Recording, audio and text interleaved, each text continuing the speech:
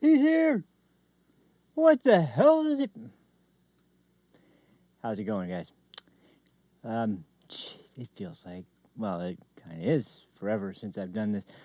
Um, but man, you know how much this sucks? Like, it really sucks that I've been trying to do this for weeks now. A couple, like 2 straight weeks. I've been like, okay, I'm gonna do it tomorrow. Okay, I'm gonna do it. Oh shit, can't do it. Can't do it. Okay. I'm gonna do it tomorrow. Definitely, definitely, definitely. And today, I thought for sure there's gonna be no problem, smooth sailing. I ended up having to edit a couple clips. It took a little longer. Then I ended up, oh, I forgot. I got to get the, oh, I forgot. I got to do that. Oh, I forgot. And it was going to be about 2:30 when I was going to be going live for me. And because I hate going on at like 8 o'clock on East Coast and dragging it past 10 usually when the show's over. But um, here it ends up going, and I'm lucky I made it past, or I made it before like 5:30, because like usually when these things happen, it always ends up being like 6 o'clock by the time I end up going on, and then it just feels like there's no. That's where I've kind of made it even like a cutoff point where it's like, okay, I don't care if you're still trying to do the stream. That's kind of why there haven't been a post. Oh well, what the hell is it? Where's the audio coming from now? See, I How's have it going, all guys? these things going on in all these different places. I don't know where the hell it's coming from. Now. It is. It can't be forever since I've done possibly this. coming from not that one. But, It's this man. one. Yep, I knew it. I didn't remember one thing. Ah, jeez, my head is just freaking blowing up right now, man, with all this stuff going on. But I would, seriously, honestly, without any kind of joking about it, I've been freaking dying to come on. This whole freaking thing has made me, the day of the assassination, I was in disbelief. The rest of the evening, I was going through stages of like being really emotional, to really pissed off, to, in tears, and it was very weird because I didn't I didn't have like didn't know, obviously. I don't know anybody. I'm a hermit, but like I didn't have any personal connection to. I don't even know anybody else that really watches Charlie. I wasn't like he's not like one of my um, usual go-to people. I do watch most of his stuff, but not like as soon as it comes out or anything. There's some people that I do watch like right when they have a video that drops, and um, just my go-tos. But Charlie wasn't like a guy I watched like committedly every time.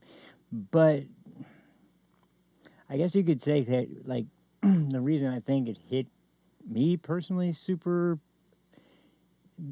unusually was because that like if you looked at all the people involved in political discussion and just I'm not gonna, you know me, I'm not gonna call anybody an influencer. I'm so tired of that stupid word.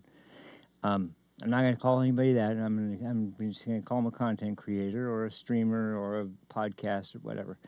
Um,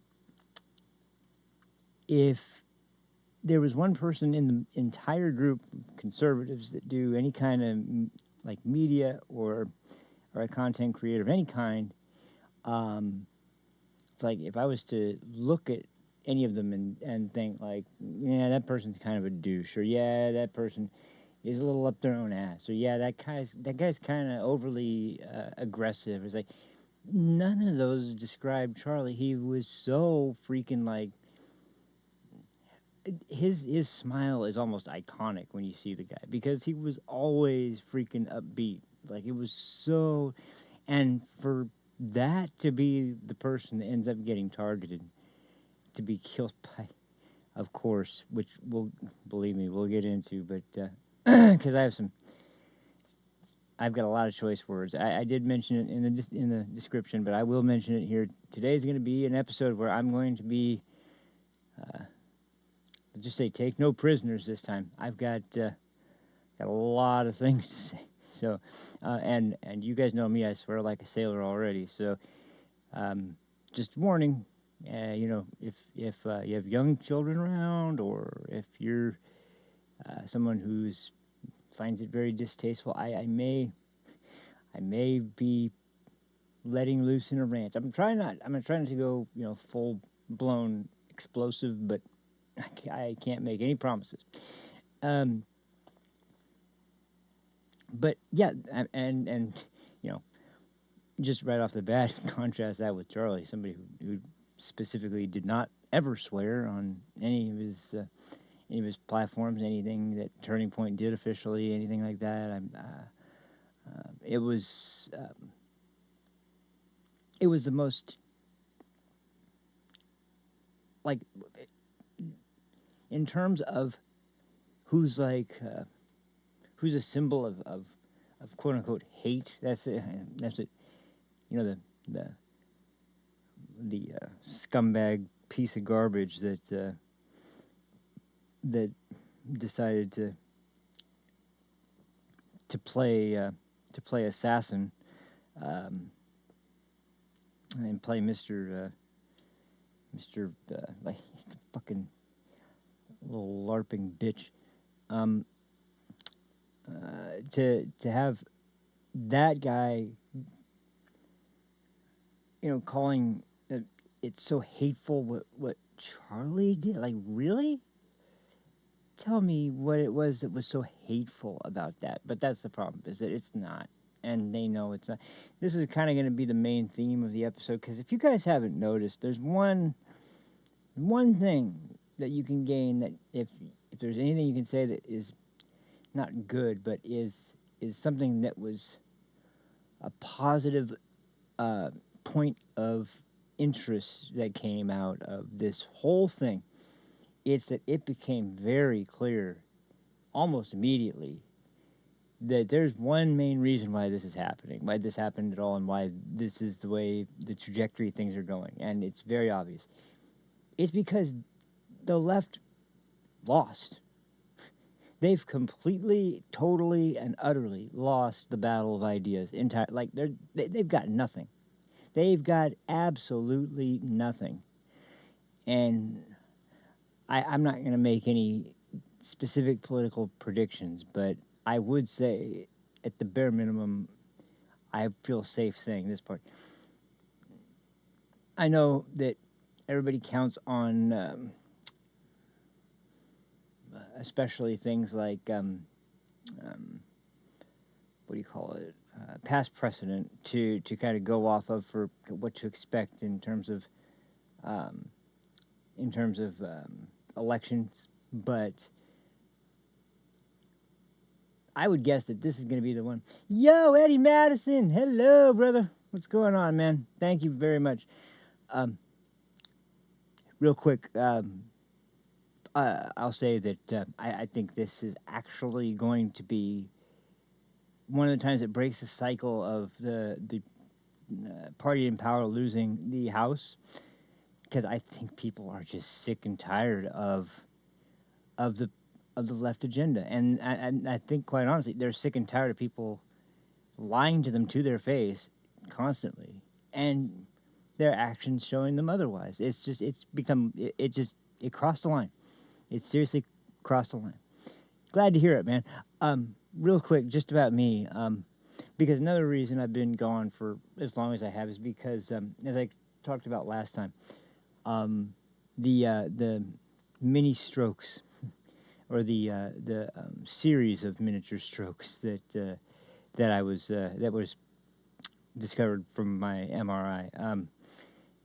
I've I've talked to my doctor several times now, and as far as being concerned, like on a general day-to-day basis, there's no reason for that. I've been told I'm clear on that front. There's nothing to really worry about too much there.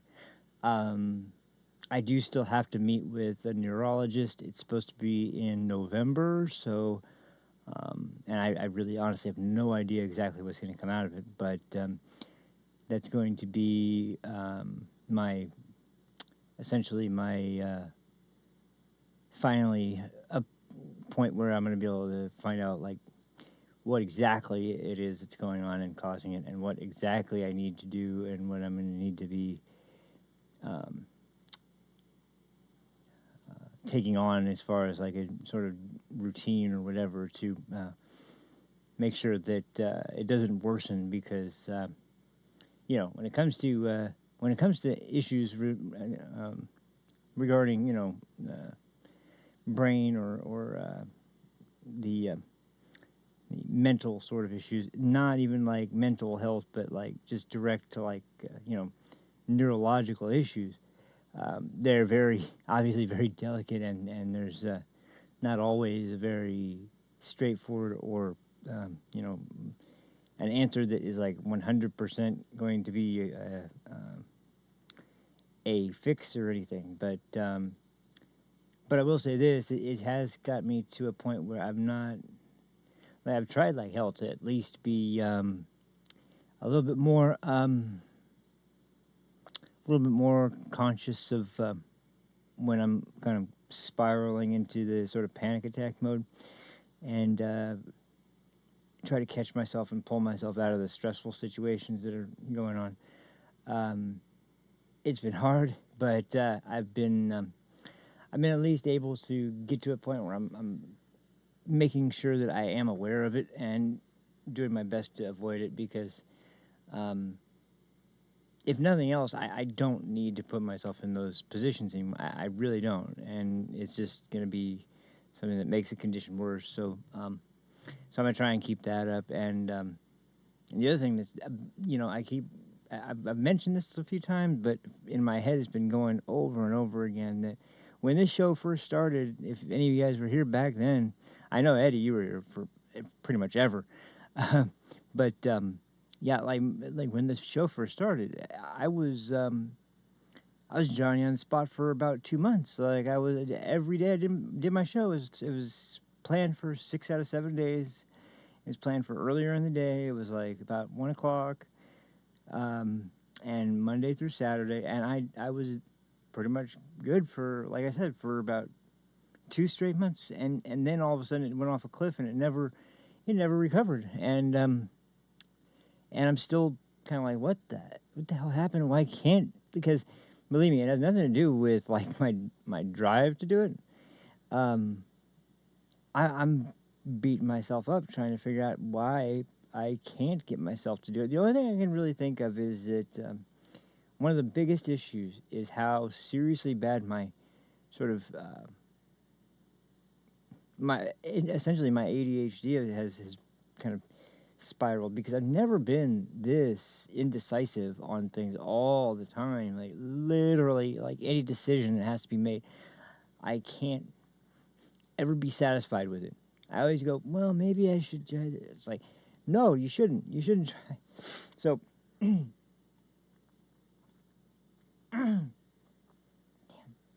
ugh, man. Anyway, so that's one of the biggest things that I know is a serious problem when it comes to like getting the show going, because of and hey, I'm really glad. If you guys haven't noticed by the audio, I've really seriously upped the sound quality for everything. Like I'm running through right now. I'm running through a DAW finally, which I finally found the right plugins and software that would be able to um, essentially direct the audio from the if you don't know, a DAW, digital audio workstation, to direct the audio from that to the streaming platform. And that means I get to use all the high-end plugins that I have, and I've got a lot now that are really, really like extremely good sounding. Like they're all based on solid-state Logic, existing architecture and equipment. So it's all pretty much. And I did get both control surfaces now. I have the UF1 and the UC1, sorry, to control everything. It's amazing how great this stuff is and how easy it is to make everything get right where you want it. But yeah, so I mean, I've been I've been collecting, and I've got probably the most professional studio an amateur could have, I think. But as far as as far as the drive goes, it's still there too. It's just I think also on top of everything else, because of the fact that I can adjust so much, and I do have so many options as to how to make something sound. It's not doing me any good in that regard. But ultimately, at the end of the day, I know it sounds really good. My brother actually is really finally actually getting back into guitar, which a few years ago he was damn good. The dude could shred. I mean, like he could really shred. Like we're talking uh, European power metal kind of shred. But he hasn't played in so long now. But he really wants to play again, and this time I'm in a position to be able to actually do something about it to kind of help him out with recording any new songs or any new riffs or anything that he has that he wants recorded at a sort of higher level because I've got the equipment to be able to do it easily. And I've also been spending a good amount of time looking into audio engineering and looking into just different aspects of sound and production. And so I sorry to go off on a tear, but I had to get at least a little bit in about what's been going on with me. So, like I said, huge jump up and a bunch of stuff I got. I pretty much had my ideal setup. One of the last pieces is you probably can't see it until I switch cameras, but maybe you can see a little bit of it from here. Probably not. Well, I have a OC white mic stand now. I love this thing. This thing I can basically put it anywhere I need, and so I don't have to worry about mic placement nearly as much anymore, which is awesome. But anyway, so yeah, that's all the goings on with me. Um, so yeah, to get back to the events lately, I had a million places where I'd planned to go to start this off, but oh man, there's just been new thing after new thing after new thing that's been happening lately. So it was hard to really hard to keep up, and I really intended to start doing the show again before now. So I had planned to kind of break a few things that were coming out. As a matter of fact, at one point, two of the main things that I had planned on playing were basically this entire video that this guy put out was the exact couple of things I wanted to highlight with one of my earlier video takes I was going to make, and I was like, "You son of a bitch!" The guy's not bad. He's definitely makes some pretty good stuff, and he's got some good takes on the commentary too. So, because I've also been watching some people that I've watched before, and I've just been looking at the fact that they bring so nothing to their commentary. It's like they kind of just. I think I've described it this way before, maybe, but I'll just put it out here because this is exactly what they just they describe what happened in the scene, and they give a very, very, very short kind of opinion, like it's ridiculous, like, and that's the hot take. So it's really it really made me go, wow, man.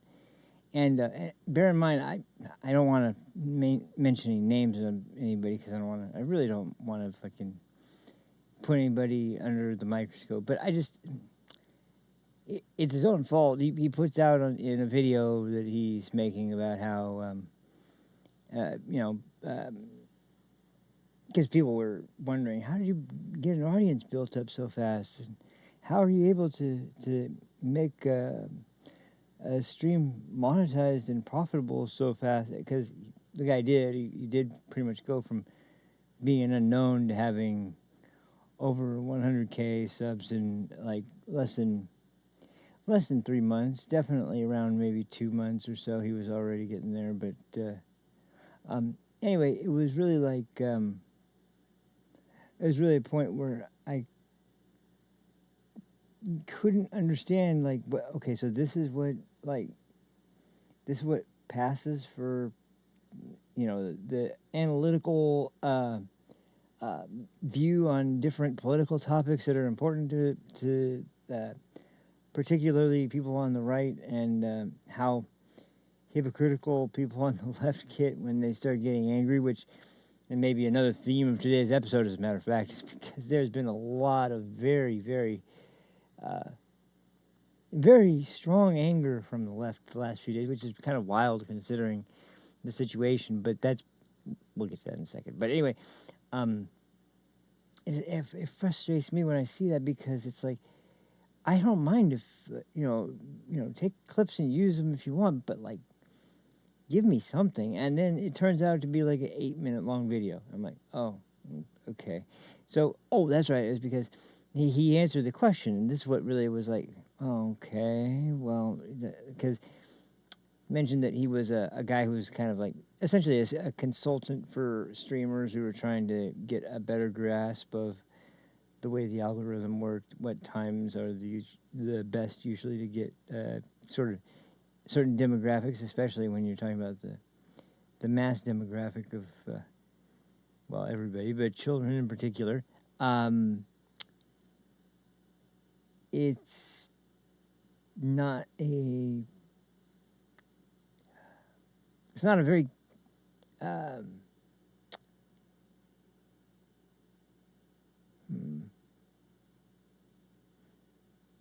it's not a very like, there's nothing that somebody's adding to any conversation by doing something so pointless. And it's he's clear where his positions are, but he just doesn't really seem to want to add any kind of real nuance to it. There's nothing original there. There's agreement or disagreement, and that's about it. Like, there's not much else. So anyway, I've just been looking around at all the people that have come out lately. Now don't get me wrong. There's been some people that have come out that I've absolutely been like, man, yeah, I'm going to be watching this one for a while. Like these guys or this guy or this girl or whatever, they've got something good going on here. There's been a lot of people like that as well, but it's become very obvious very quickly that there was a real, especially after the election, there's a real avalanche of people that were kind of like, I think they're new into politics in general, and I think they needed a vector to where they could kind of discuss and analyze the political climate in the country, and do it in a way that maybe they would be interacting with people that it didn't really matter whether they agree or disagree, as long as it started a sort of conversation with some of the other people. But then when you're getting some kind of treatment that's what's the word?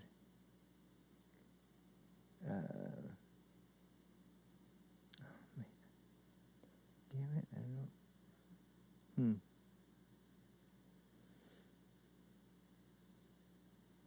Well, anyway, I'm sorry. I don't want to get off track, and I'm not going to be sleeping today. I'm not going to be falling off. Nothing. I'm feeling awake. I'm feeling alert. I'm feeling ready to go, and I'm not going to hang on a subject for too long. So, let's get into the main. Let's just get into the meat and potatoes of the subject. So, the Antifa fag that Charlie Kirk, and his trans lover that were exchanging text messages about how they were, basically, to me it came off, and to a lot of people it came off like this was a way to make, because they obviously knew the if the situation comes up where they get caught, and I say yes, they get caught, they're gonna want the phones, they're gonna want testimony from the boyfriend, and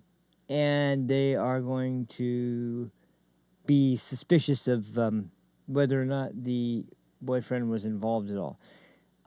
Now,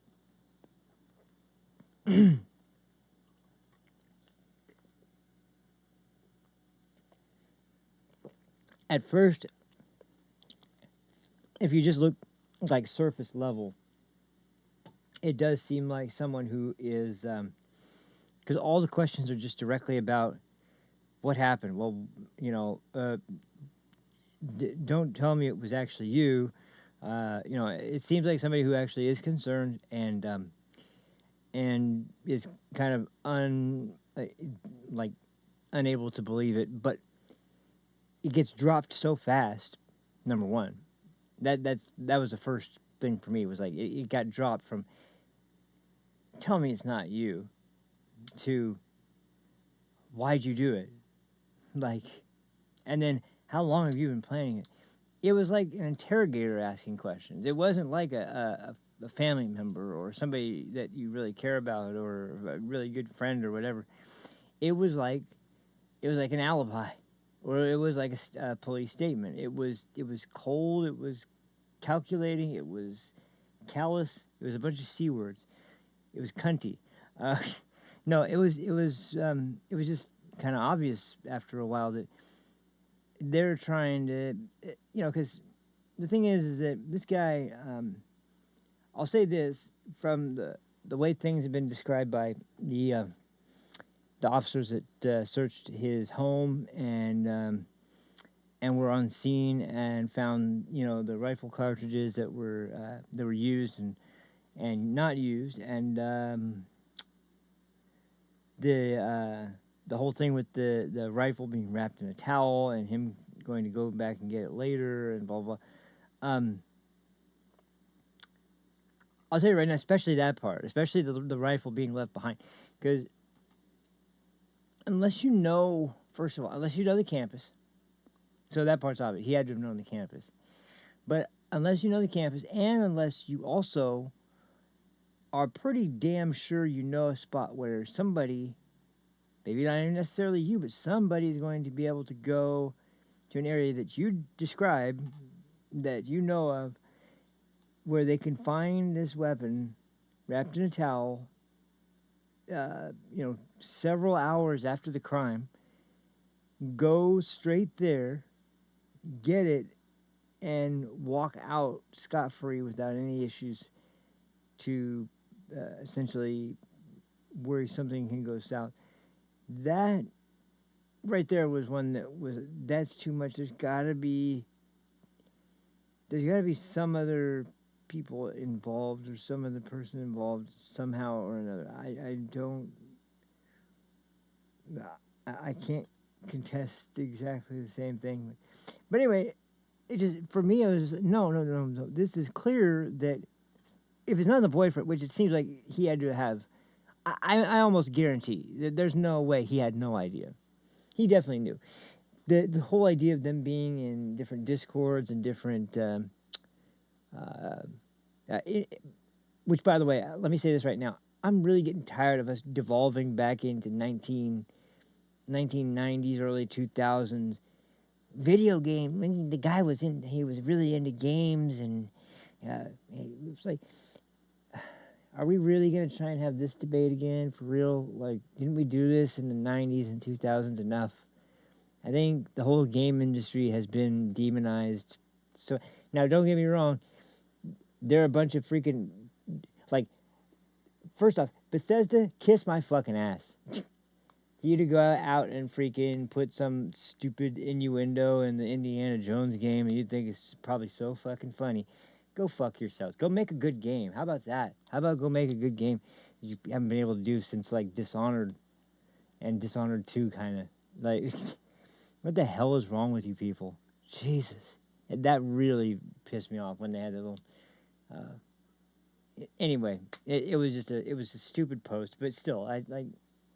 We don't need everybody always weighing in on something like this. It's just keep your grubby ass nose out of it. But secondly, as far as the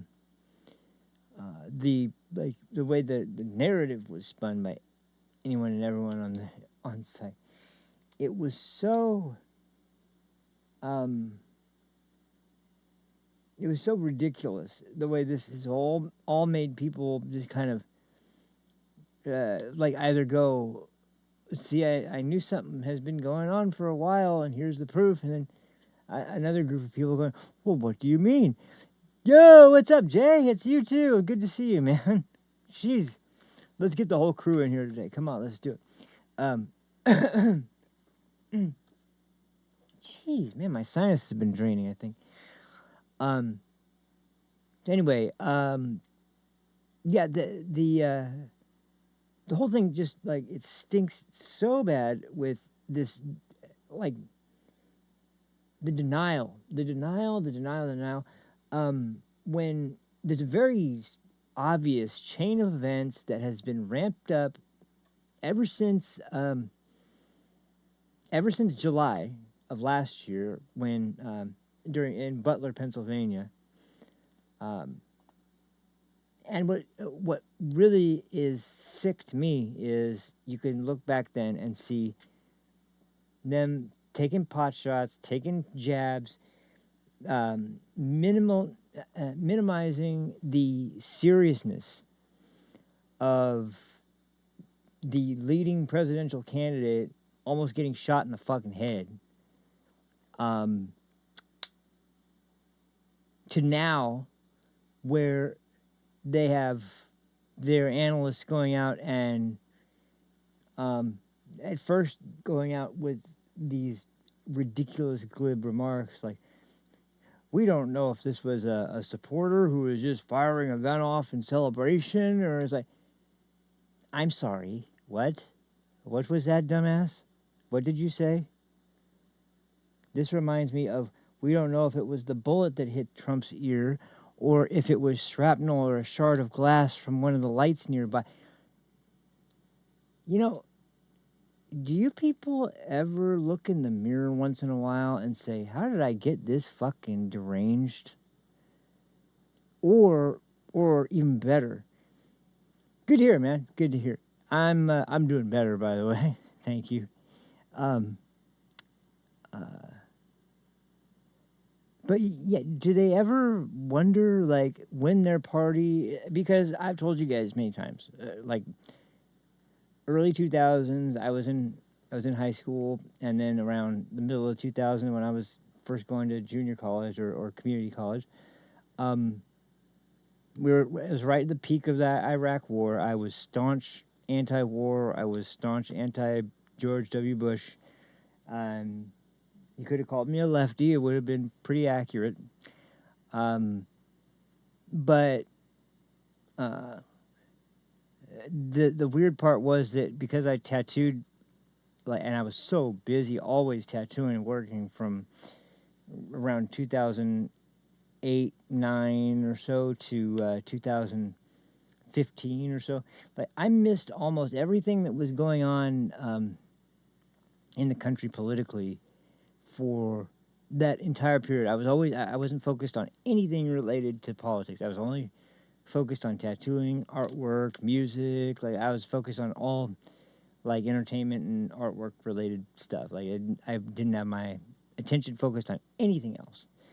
And so when I did go back into the sort of news cycle and start paying attention again, this is obviously like right at the beginning of the Trump campaign's first attempt for to get the nomination for the party's candidate, and for me it's like, bam, that's one hell of a lot of shock, and seeing the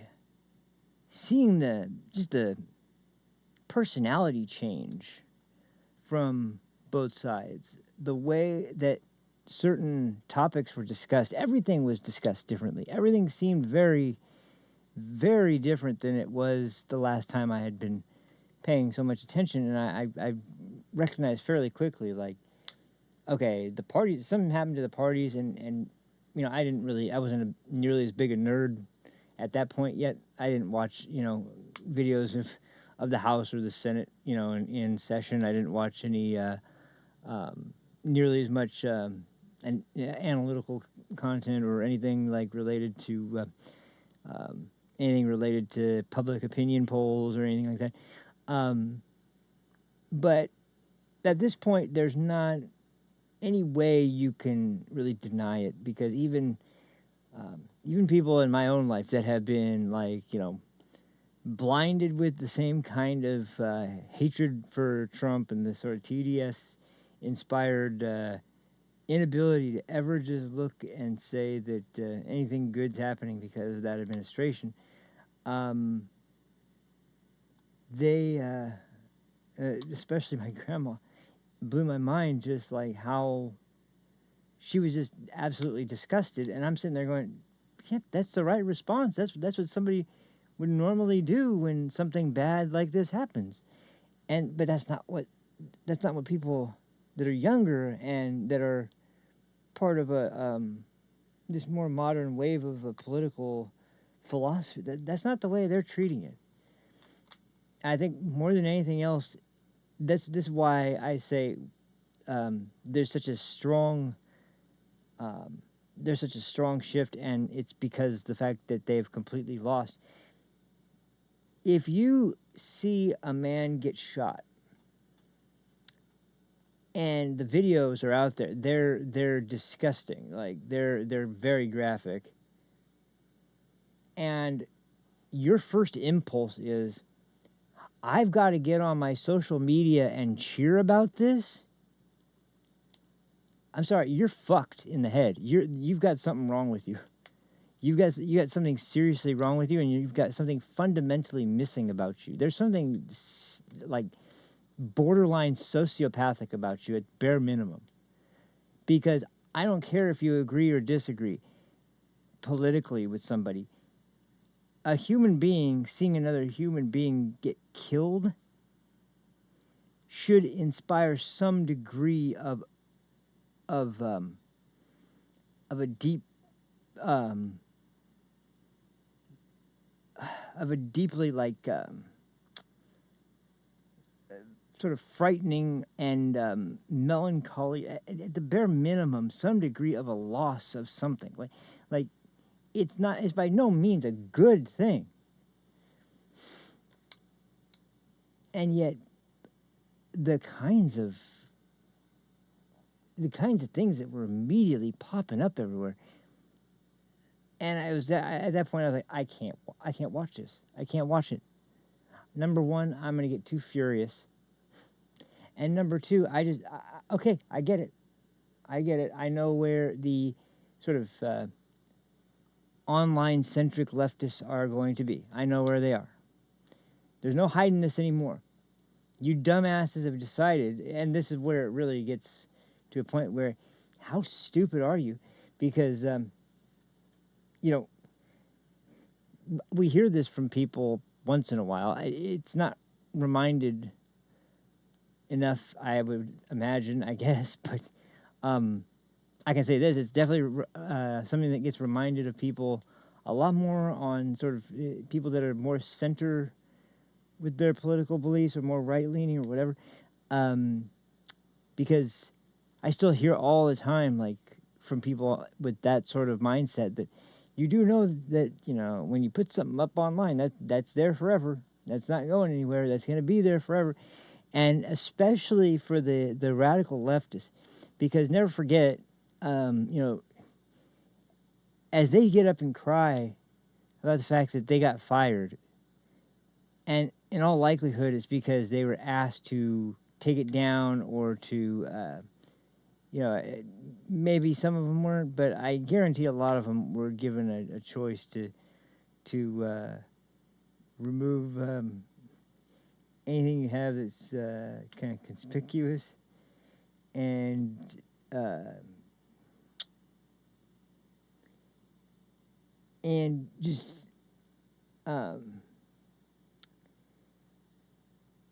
just be a little bit more careful, be a little bit more aware of what's going on, because this is something that should be unacceptable. It's too bad that, leaders don't talk like that anymore, but you shouldn't need leaders to talk like that to be able to come to a conclusion that is obvious from just your bare, basic sort of natural human instinct, that this is a very this is an extremely wrong thing to be suggesting, and yet I'm not just suggesting it. I'm flat out like shouting about how excited I am about it. And so the immediate thing that comes up is, well, this is just like cancel culture. This is about free speech. All the hypocrites on the right are talking about canceling. And I'm going, you do realize what you're talking about, right? You do realize, because once again, I know you obviously have lost the plot. I know you're completely fucking out of your mind. I know you're an evil son of a bitch, but you at least have the awareness to know how you manipulated things to your benefit, right? Or you don't.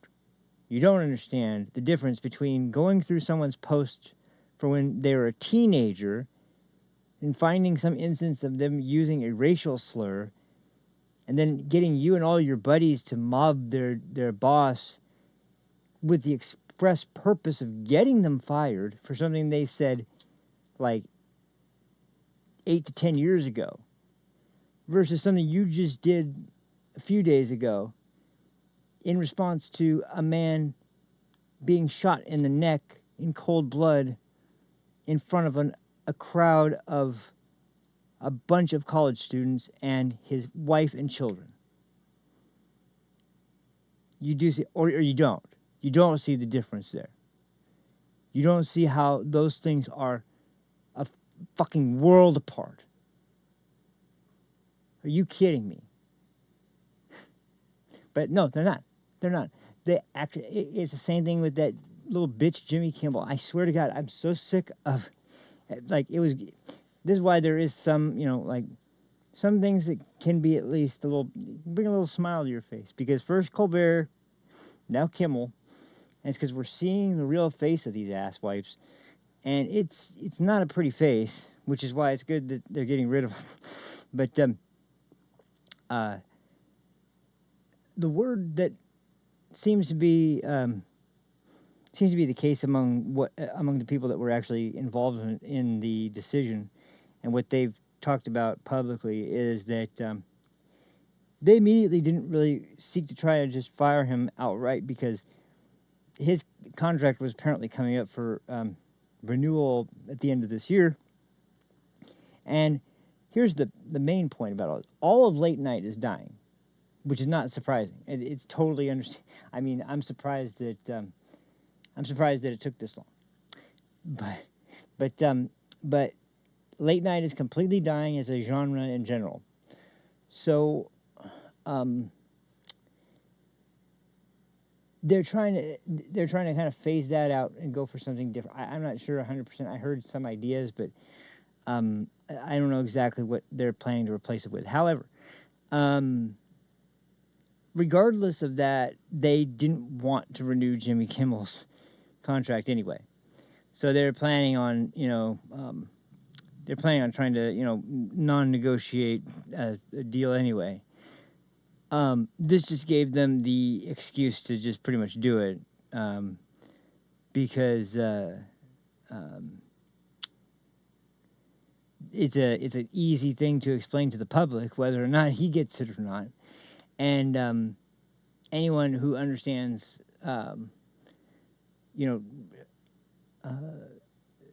the idea of marketing, the idea of public statements to the greater population of the country, and anybody who's paying attention at all, are going to be going like, okay, this guy has just once again used the death of a young man to just pretty much go after Trump again. That seems to be his only goal. We're kind of sick of this shit. What are you gonna do? Oh, it's all right. Don't worry about it. We're getting rid of him. It's like they knew immediately. The people with some degree of business and marketing intelligence, and that actually, are not self-destructive, or basically that want the whole fucking planet to fall apart. Anyone like that is going, yeah, no, this is going too far. This is getting so far out of hand that there's no way that we'll be able to reel it back in if we allow this guy who, more or less single-handedly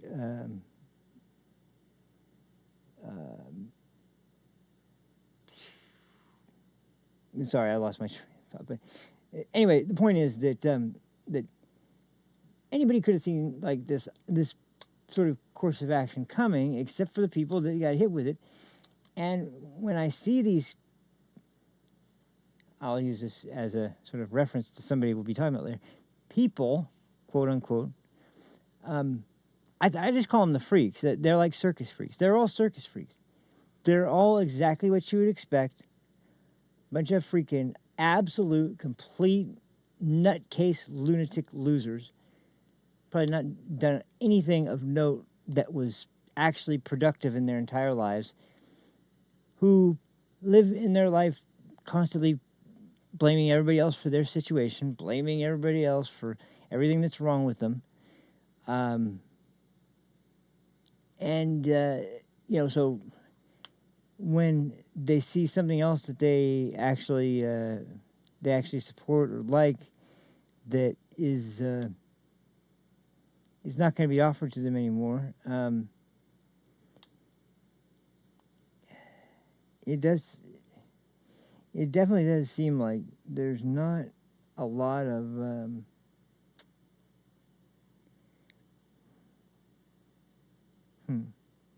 there's not a lot of people on the left that you would even consider to be, at this point, good enough speakers, good enough people to relay a message that, look, whatever you're doing right now, whether it's for the sake of yourself and your career, as a politician or a media personality, or whether it's just for the good of the country itself, what you're doing right now, it's not helping anything. So you might want to tone that back because it's just not. And these fucking people just don't care. They just don't care at all. They have no interest whatsoever in anything good coming out of anything.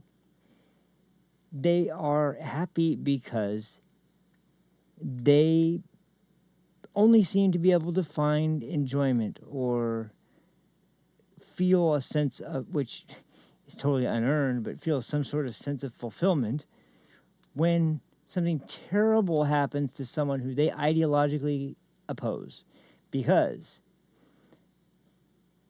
I can't even explain at this point how dangerous it was to let it get this far out of control. The idea of words being violence that the left pushed for so goddamn long, about how well, when someone says a hateful statement towards you, it's their words that are causing you to potentially, be into a bad mental state, and that bad mental state might cause you to commit self-harm or commit suicide, and so they're really responsible. That's the route we want to be going down, really. That's what we want to be stating about how speech works. Like, actions are all the results of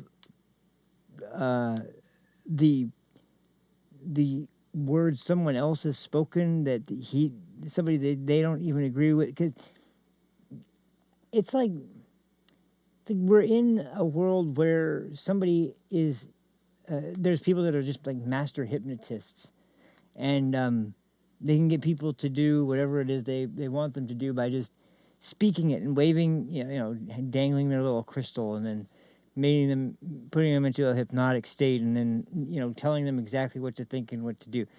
That's not the world we live in. We don't live in a world where people are convinced by speech. The problem is that these people already have these ideas. They already have these opinions. They already have these predilections, these sort of tendencies, and these sorts of interests. And so the end result, quite obviously, is that they're going to revel in this kind of thing. This isn't something that is, whoops. Sorry, I think there's an ice cream sandwich. This isn't something that was something that was buried. No, this is part of their core um, their core personality, and that's a major issue. That's a major issue to have this many people that are that. It's the same thing with what's going on in Britain, and I hate to call out people on the other side of the pond over that, but as I seen, Nigel Farage talked about it the last speech I just saw him make. I think it was about a week ago, maybe, or maybe a little less, um, when he talked about the desperate need for the changes that were hopefully going to come in Parliament with the next election. Um, but the country has got to at least unite around the idea that like we were lucky when it came to our election because we knew when Donald Trump was elected, the border was going to be fixed. Now, we didn't realize it was going to be fixed that quick, but we also didn't realize how difficult the other part was going to be because it was going to be made extra hard by opposition party members to actually do that job. But what is brilliant about Trump is that he this time has a cabinet behind him that's fully behind him. They're not all out to prove that he's got some weird Russian connection. And the people, especially around immigration, Tom Homan, Kristi Noem, Cash Patel to an extent, those guys are all, and especially Tom Homan, He's seen so much. I can't imagine what that guy's probably seen in his career. It's got to be. I'm amazed he's as good of a communicator and as seemingly good of a human being as he is still after the absolute depths of depravity he's probably had to look at in his lifetime, like in his line of work, being a line officer for the Border Patrol and also working for a police department for a good long time. There's got to be some of the most dark, twisted shit that could possibly be going on, that is going on still to.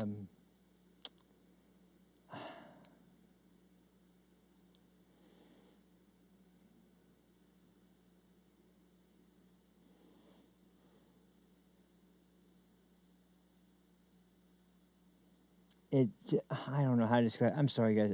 It's so hard to describe it. And like I said, I'm not like not losing my train of thought. It's been hard to articulate and to think about, because as much as I've known this to be true, and as much as I've known this to be obviously something that we've been having to deal with, you don't know the actual real depths of it until you get into that situation. And as I said, I've been looking at the things that have been said to characterize Charlie Kirk, and they're so off mark. Like by no, you couldn't even use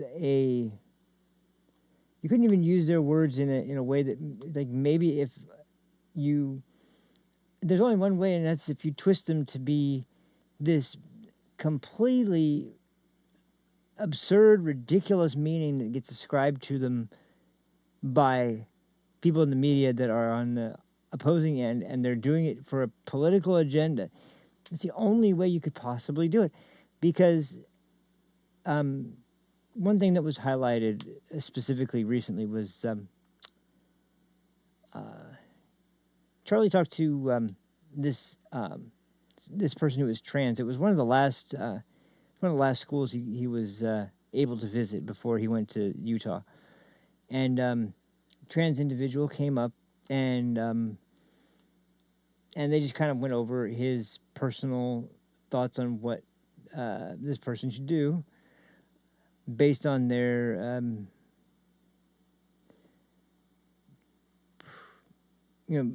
crisis of identity, I guess we'll say. And almost anyone in the conservative movement would have been, pretty, probably pretty stern about and almost in a way, kind of like indifferent. Like, well, I got no problem with whatever you or other adults want to do as long as it doesn't hurt children. That's all true, but Charlie didn't do that. He asked a question. He asked, would you be all right with telling us your story, or you don't have to if you don't want to?"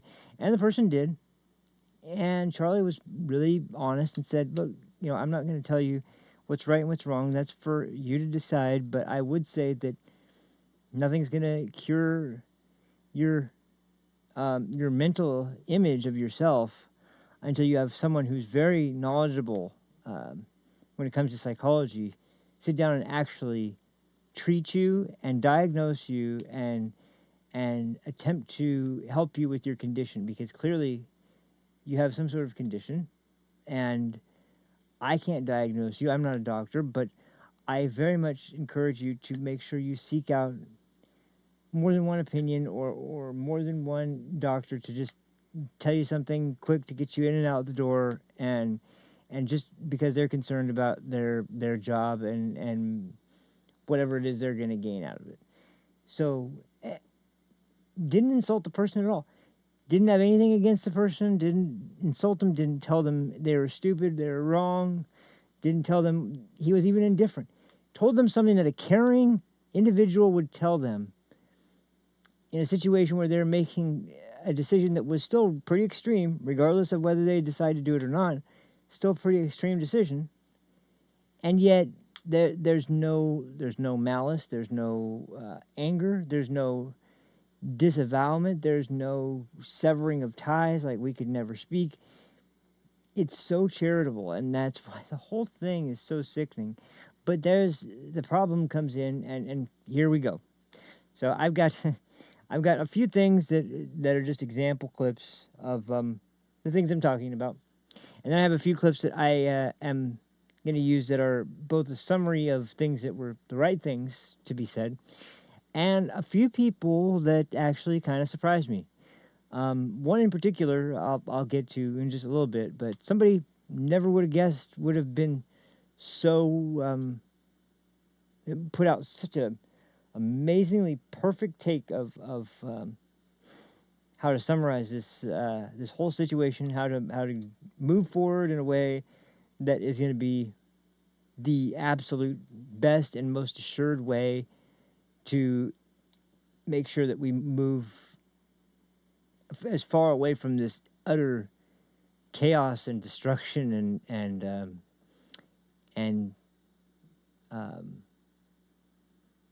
like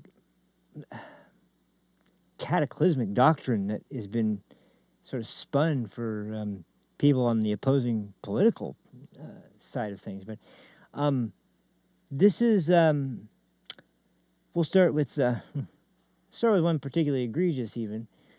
Let's see if I can find it. I didn't even bother bringing up the right folders, I think, but shouldn't be too hard. I did, even though I didn't seem to edit anything right as far as the actual open credits and everything else goes. That in that regard, I do think everything is exactly where I need it to be for the show.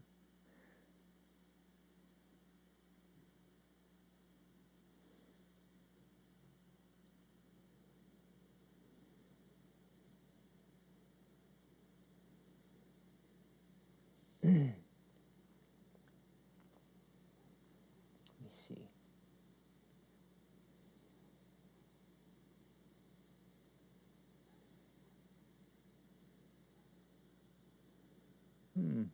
Here it is. So, here's a pair of absolute disgusting pieces of shit. And I'll basically, let you hear from the pieces of shit first before I go any further. But I think this is actually Dave Rubin discussing. I think he's on Fox. Hold on just a second. Let me pull the clip up real quick, and then.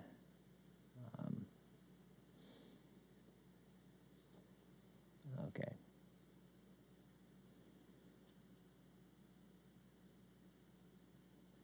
Okay, there we go.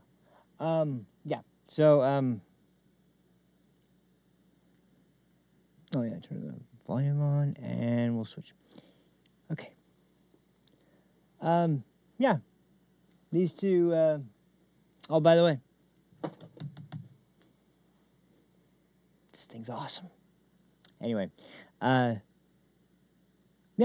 This is why you don't let absolute fucking disgusting, inhuman piece of shit be the host of a news show, and you don't let someone who has more allegiance to her home country and married her brother become a fucking sitting member of the House of Representatives, because you hear bullshit like this. Charlie was someone who once said, guns save lives after a school shooting. Charlie was someone who was willing to debate and downplay the death of George Floyd. There are a lot of people who are out there talking about him just wanting to have a civil debate. Complete rewriting of history. Yeah, there is nothing.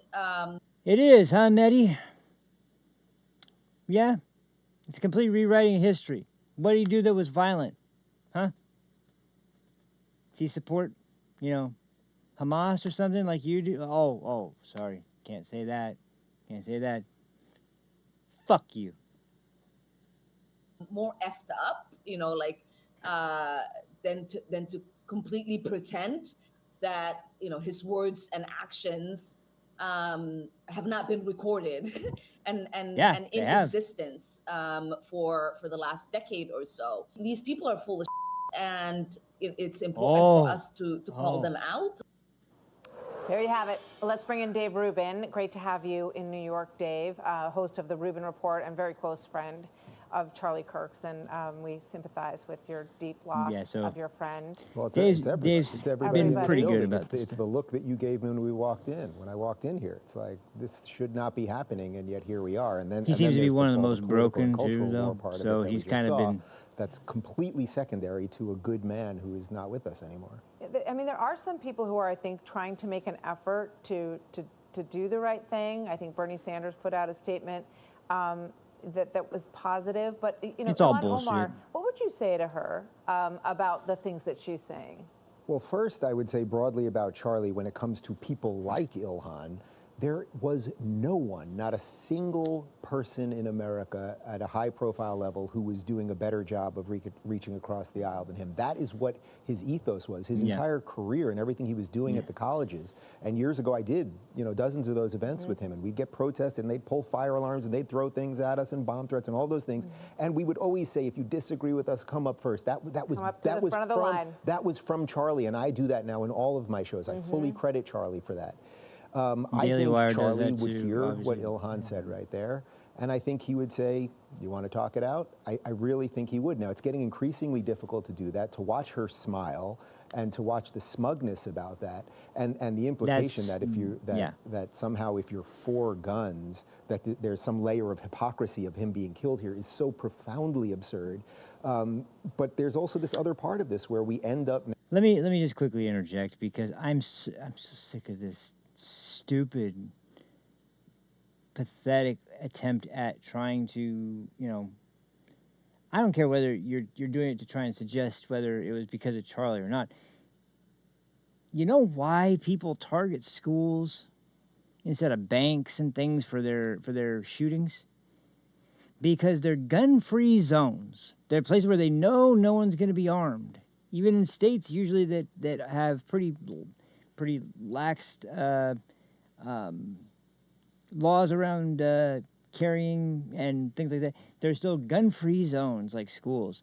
Now, you can say it's a gun-free zone, that's fine, but that shouldn't apply to like the security or any presence that's there that literally should be carrying a firearm for people's protection. But can you imagine if, like with the last shooting at the church, if there had been, people keep saying this about schools all the time, if you had an armed guard at the door of every freaking school in the country, you wouldn't have you wouldn't have anywhere near the level of casualties you have based on school shootings. You probably wouldn't even have nearly as many school shootings because people wouldn't be targeting the schools. And yet, you mention the idea of armed guards at schools, and they go, "Oh, how dare you? What, you think guns are going to solve this?" Yeah. You know why? Because it always is a gun that solves this. The gun is the tool. The person with the malevolence is the problem. Same thing in this situation. It was a rifle that, by all standards, is one that the left would support in any circumstance they've talked about guns in the past 20 years. It shouldn't have this big of a magazine. It shouldn't be able to be fired semi-automatically. It shouldn't be something that is small and easy to conceal. It was a rifle from World War II era, or one era, I believe. I can't remember exactly what it was. Like a, yeah, put in a Mossberg. Anyway, it had 5-round magazine. They're pretty large rounds, but not the biggest round you can put into a rifle, but it's still a pretty big round. And it's a bolt action, which means that it's one of the very few weapons out there, other than single action revolvers, that you actually don't consider in the semi-automatic category, meaning that you have to do something in between the trigger pulls.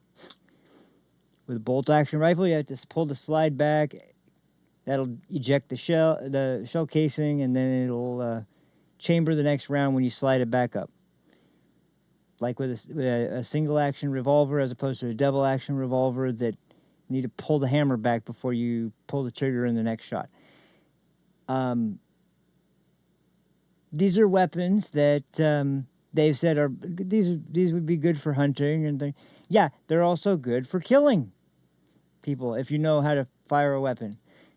And at 150 yards, it's not like a simple shot. But the guy had, this was what I was talking about before. The police found a bunch of targets in his room that he had been using in the weeks probably leading up to this.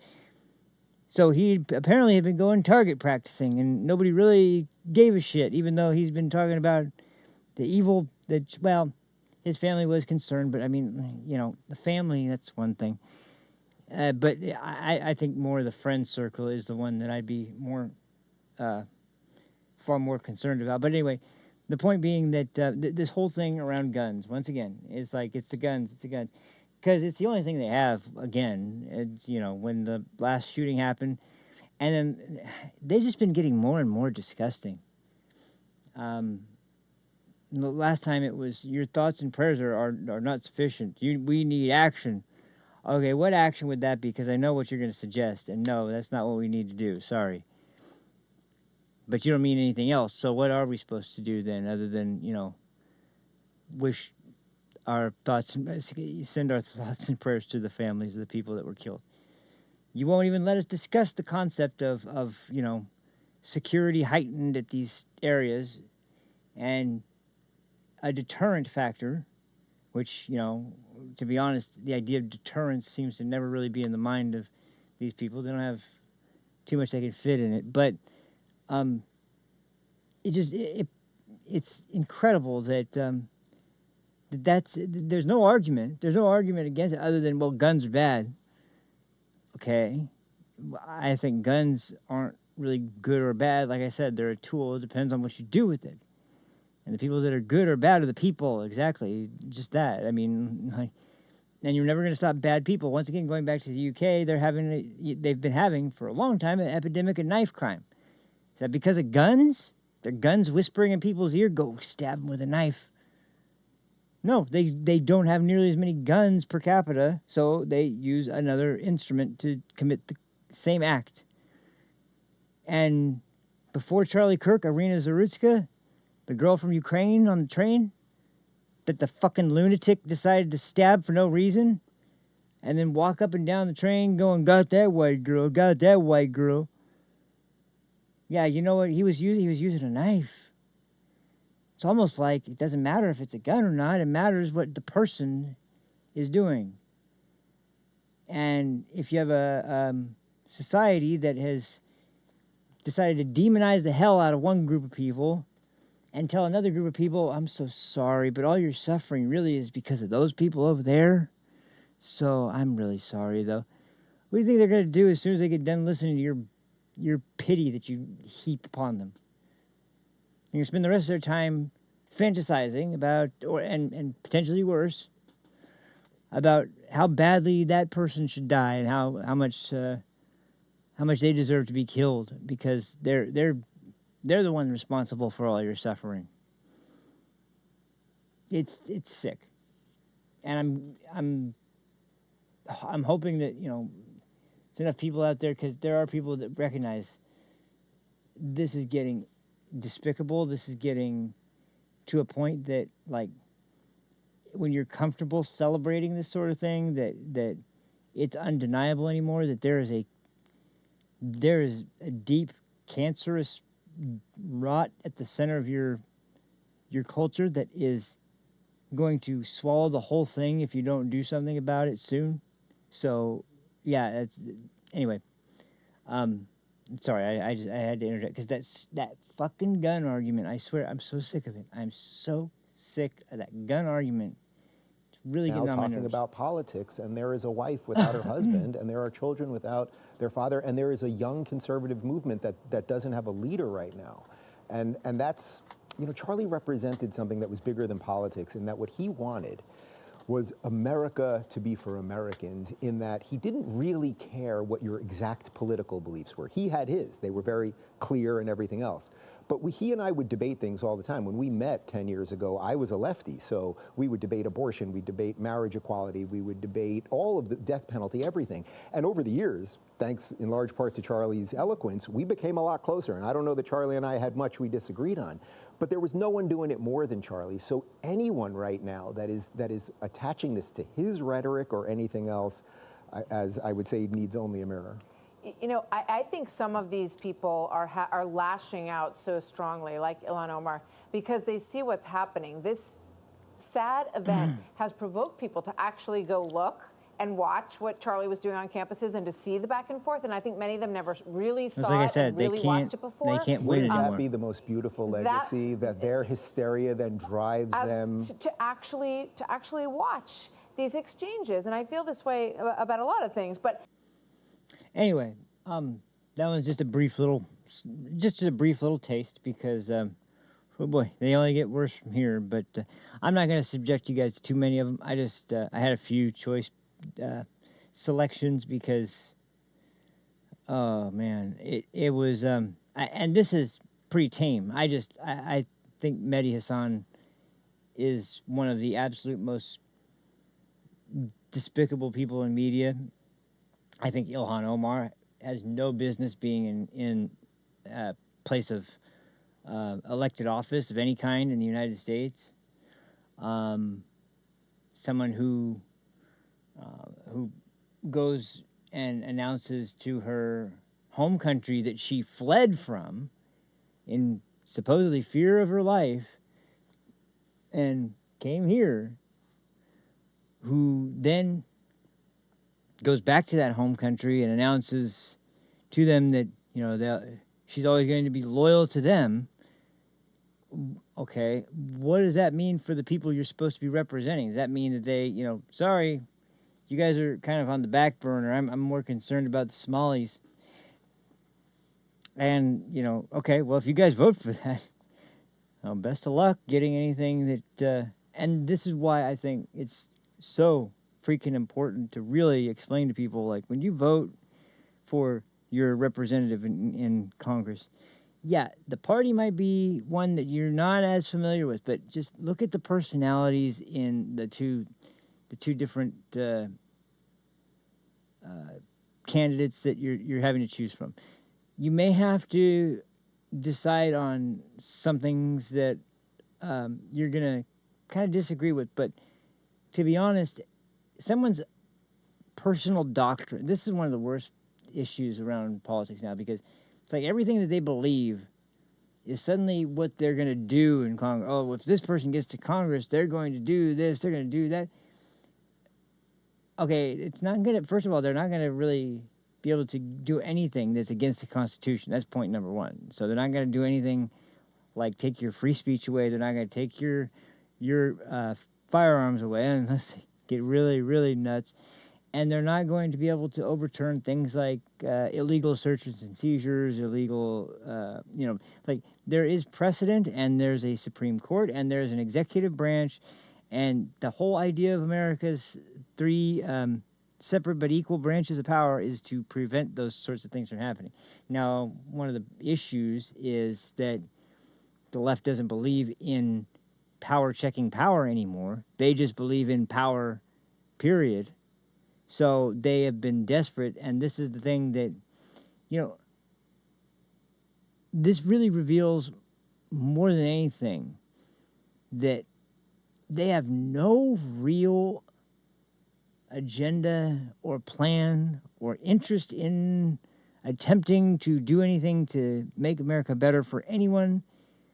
They just blindly follow this idea that we desperately need to be in the seat of power again, because they are so blinded with rage that that Trump somehow, like, they thought he was finished.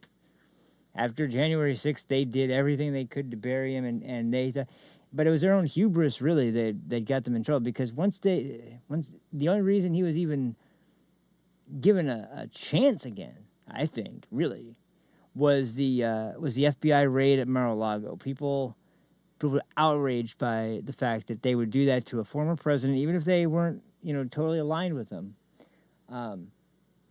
They're doing all right, man.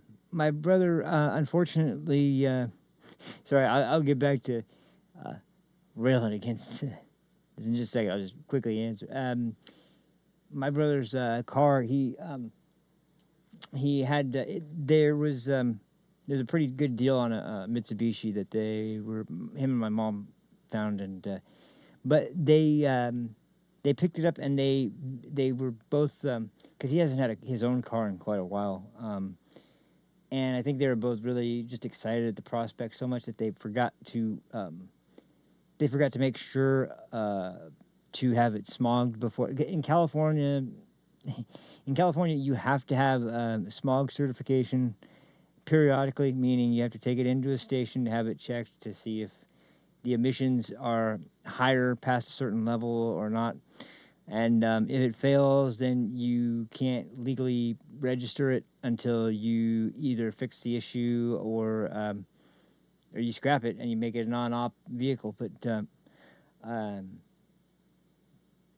there are like program, like one time I failed, and it was at a point where there was sort of low income, because this was right around the time I first stopped, first kind of ended tattooing, and I really had no extra money for anything, and if you qualified for the amount of money, they would give you up to $500 to help you fix any kind of emissions-based problem and to have it re-smogged. And luckily, I was able to get approved, and the job actually ended up costing $505. So I had to pay $5 out of pocket to have the catalytic converter swapped out, and then it passed. But the problem here is that not only is it not passing, but there's apparently on this car 2 catalytic converters. I've never even heard of that before, but there's 2, and they both need to be replaced. So the one sort of thing about the situation is that the seller was somebody who seemed to be really wanting to make sure that this process went through smoothly and that everything was done in a way that everybody was happy, and because we've taken it back to them and told them the situation, and they were willing to work with my mom and my brother on the situation, because the guy told them during the conversation, which was why it was kind of frustrating, that the last time he took it in, it passed smog, which, is usually a good thing, but it's so hard to tell when these sorts of issues are going to pop up that you can't ever predict that that's going to be the end result, So he may. It seems like I think probably the best idea in this situation would be to ask him to just because it's going to be it's going to be pretty expensive to replace um, both of those, and after the money for the car, it would be such an extra burden that I just don't know if it would really be worth it overall. Um, but yeah, that's with my brother. As far as my mom, she's been all right, but she's been up and down.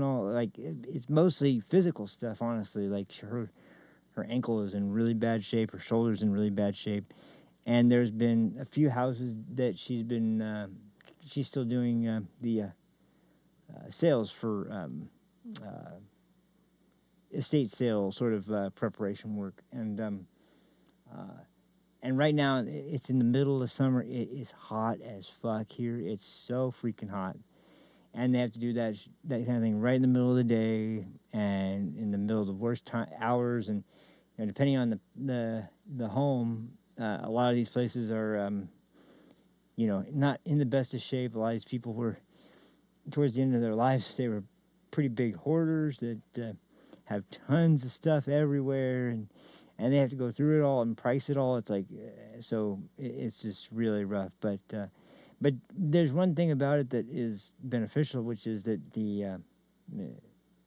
business is owned by this couple, and the wife is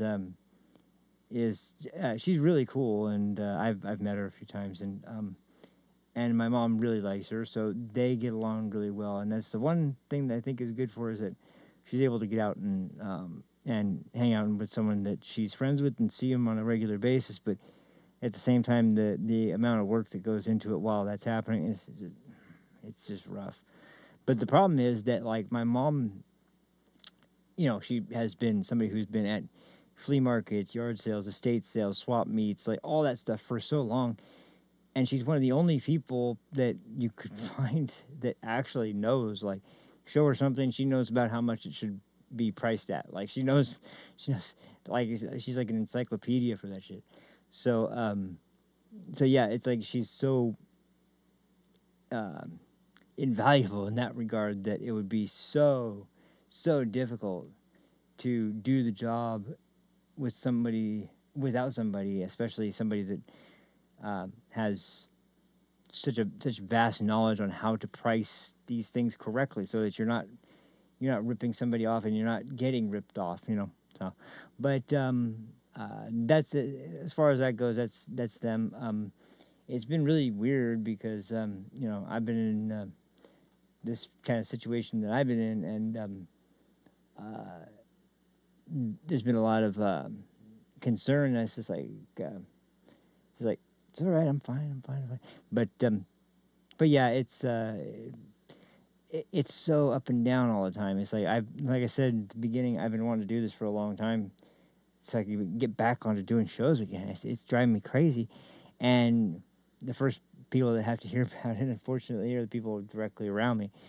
But I will say this, that like there's nobody that's more supportive of the situation, and it's kind of crazy because people that didn't really believe at first are starting to kind of recognize and this isn't to toot my own horn or anything. It's just telling what's been going on. They're starting to see the level of devotion, the level of like how far I'm willing to go into learning about certain aspects of audio engineering that I didn't know, certain aspects of electronic music that I didn't really know, and tons of different things that are like skills that someone would have to learn at some point in time to be able to do this sort of thing. And because like I said before, I've got probably the most complex setup of anybody that is streaming right now. So once again, that's to my own horn, just to say that like I was always involved in music. I played drums for 12 years, and before that and after that, I did vocals for different bands, and I played acoustic guitar for quite a while. So I've always been involved in audio and music, but I've never been in a sort of producer's chair. So anyway, that's kind of the way things have been going lately as far as that goes. But yeah, they're doing all right. It's just it's been kind of in a lull, but not one that's totally inescapable or anything. Just one that's been really, really unfortunately kind of dragged out a little bit more than we would like, obviously. But they're doing okay, which is, you know, not long ago they would have been probably doing a lot worse than they're doing now. So that's good. But,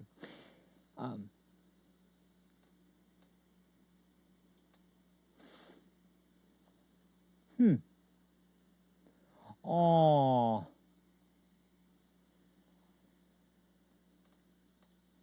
Oh wait, yeah, I read that wrong.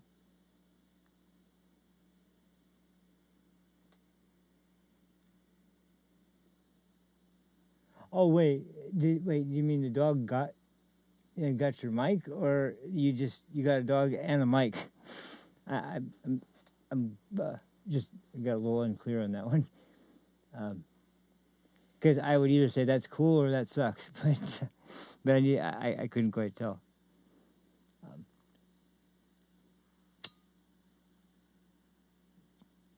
Actually, well, you're telling me that too. I'm gonna find another clip for what to do next, because there are some good things to listen to, and there's also some descriptive things to listen to, because some things I really want to make sure I get said about. Well, we'll get to that, but let's go ahead and go to.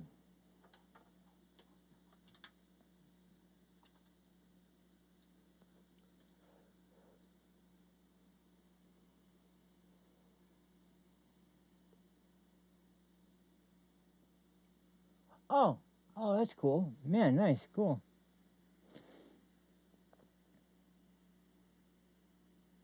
Yeah, we've my mom actually, if she really likes labs, she used to when she was a lot younger. She used to be she used to work in a veterinary hospital, and she knows about a lot about dogs. But black labs in particular, those are some of the best, most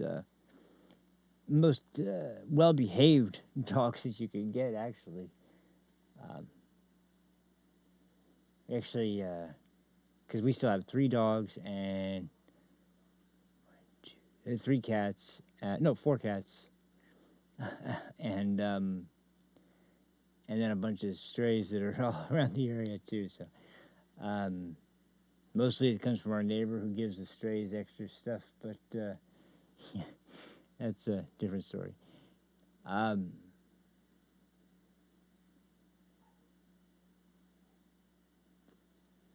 Let's see.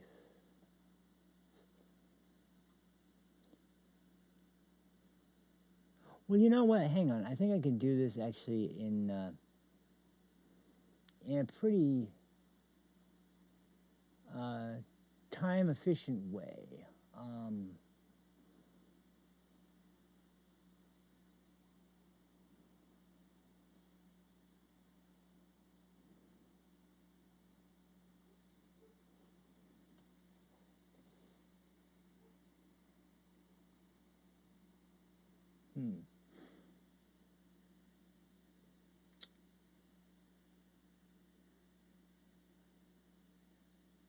There's one clip I really want to play, because it's so profoundly important to understanding the mindset. But before that, just want you to see what these get a good picture of the people we're talking about.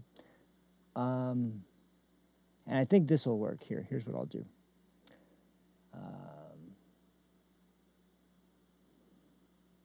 Yeah, we can start with this one. And then I'll put them in a playlist, because they're fairly short for the most part. This one's the first one's a little bit longer, but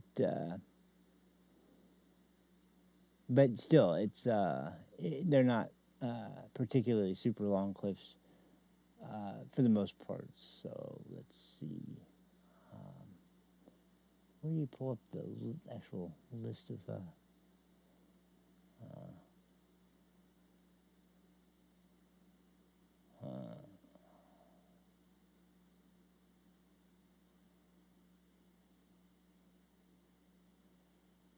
maybe I can't. Hold on. Let me, oh, here, if I go back here, maybe I can do it.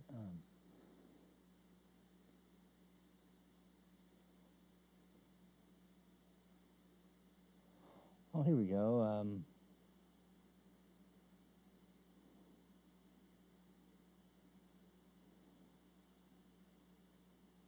Oh, here we go. Perfect. Yeah, this should work. All right.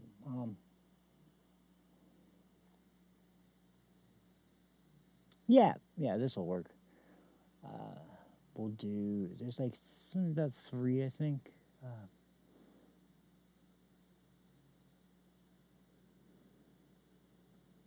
Because there's another point that comes out in all this, and it's been something that's been repeated over and over and over again, and it's total bullshit. But we need to go over it and why it's total bullshit. So, just make sure that I'm not missing anything.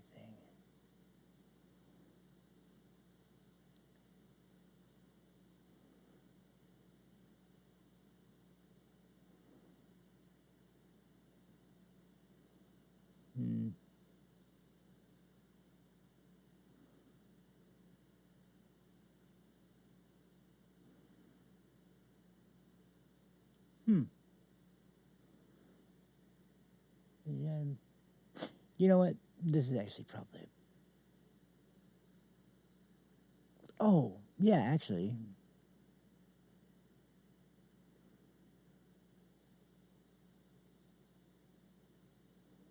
Oh, whoa, wait. Wait, where?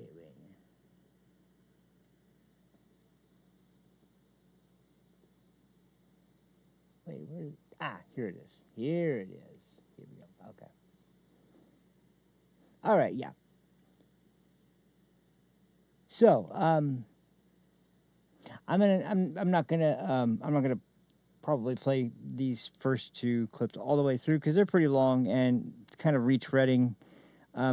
But I mean, the fact that it's retreading is kind of the point.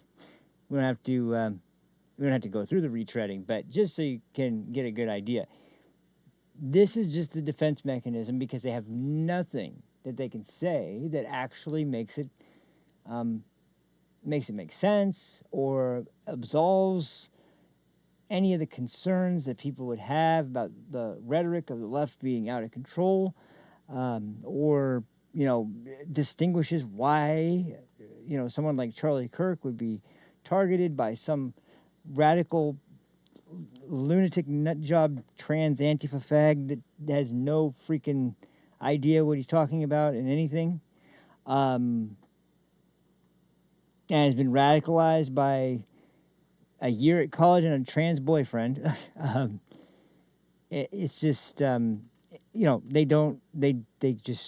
can't admit to reality, so they can't ever really discuss the problem honestly. So anyway, this first one is just a perfect example of that because it's one of everybody's favorite leftists, the fat bacon grease slob himself, Cenk Uygur of the Young Turks, the absolute most stereotype of a leftist you can possibly ever imagine when you think about the term. But anyway, let's go ahead and watch this.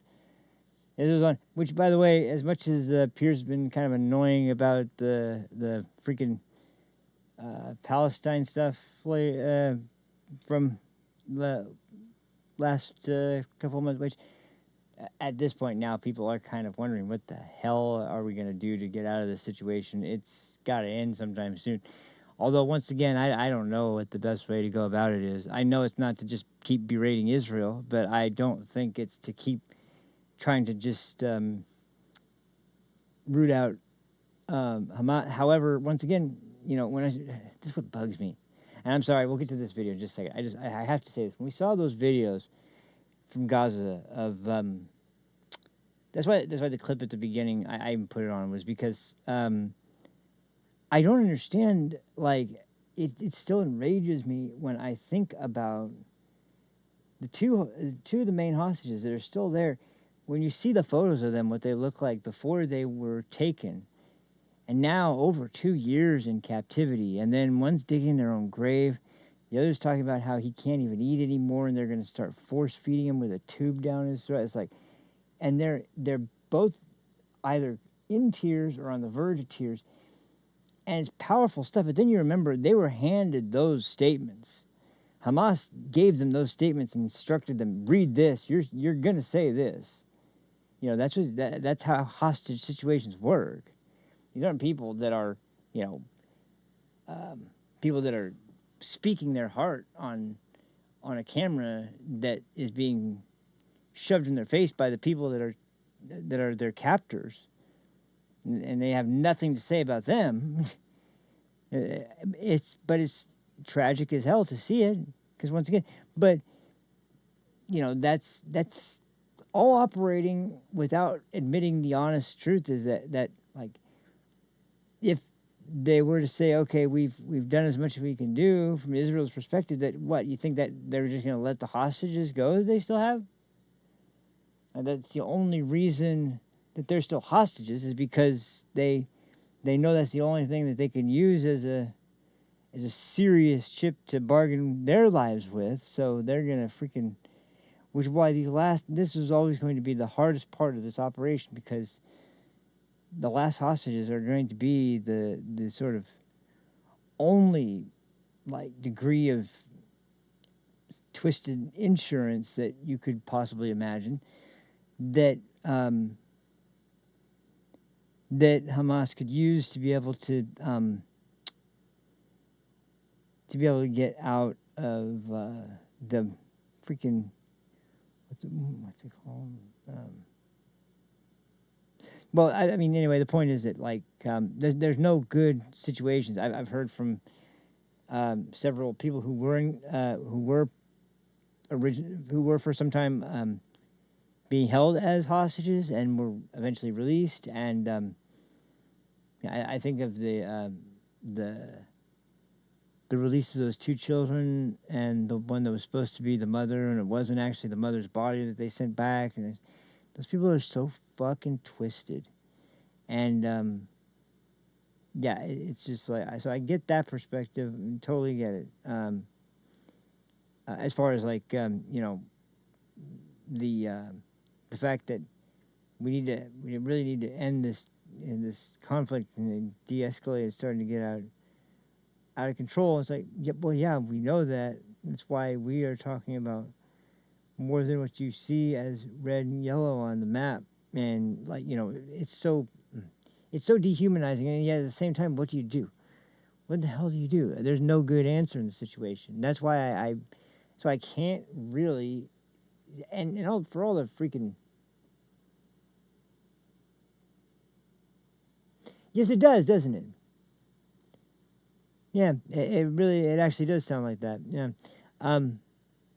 Unfortunately, it continues here, but yeah, this is, and that's the thing with people like this. You can always guess pretty much guess perfectly where their sympathies lie. And I finally heard somebody that really said it perfectly earlier today, with because people know what's going on, but when you hear somebody articulate it really well, it's just perfect. It's like the idea that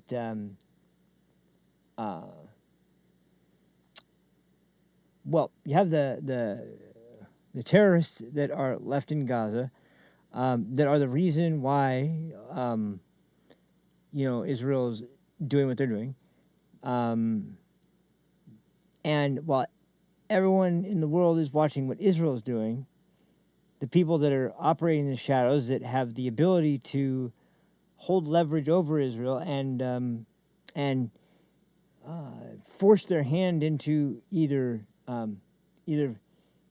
taking a step back or giving them the impression that everything's safe. And there's been more like IEDs and small mines and things like that have been placed in taken the lives of IDF soldiers in this conflict.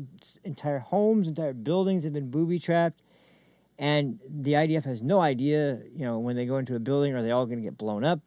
When a civilian comes out, unless they immediately see the hands, they don't know for sure if that guy's holding a gun, if that guy is holding a remote, if that guy's holding, what the hell's going on.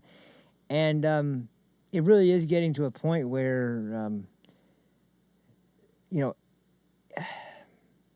I hate to even say it, but like, to prolong the suffering any longer is going to be a situation that may be worse than just minimizing the casualties to the best of your ability and just trying to land a coup de grace and hopefully there'll be peace in the end, because this situation is not bringing anybody any closer together. It's just dividing people up more, and it's really sad to see that people use it to further divide everybody. But like once again, when I see those videos of those people that are still there, it's unbelievable that you look at those photos from them before, they look like normal people. Now and when you see people like there's all these accusations about how they're not getting fed enough food in Gaza and all this stuff. When you look at the state of the people in Gaza, yeah, they look like they probably have, especially in some areas, they look like they're pretty malnourished. You look at the guys that are hostages; those guys look like concentration camp survivors. Those look like the people you see in the photos from World War II that were in the concentration camp. Those people barely get shit to eat. Those people are like almost skeletal, and they used to look really healthy. They used to, the two guys especially that were in the videos that we saw specifically, that those two guys looked really well, in good physical health, well taken care of, and good diet, good exercise. They looked in great health. Now they look like they're walking dead. I mean, they really look like they have been. I mean, they look like they are in hell and suffering in it every day, and it's got to be pretty close, because I mean, they have nothing, almost nothing, really. That I think would give them hope that they're ever getting out of there.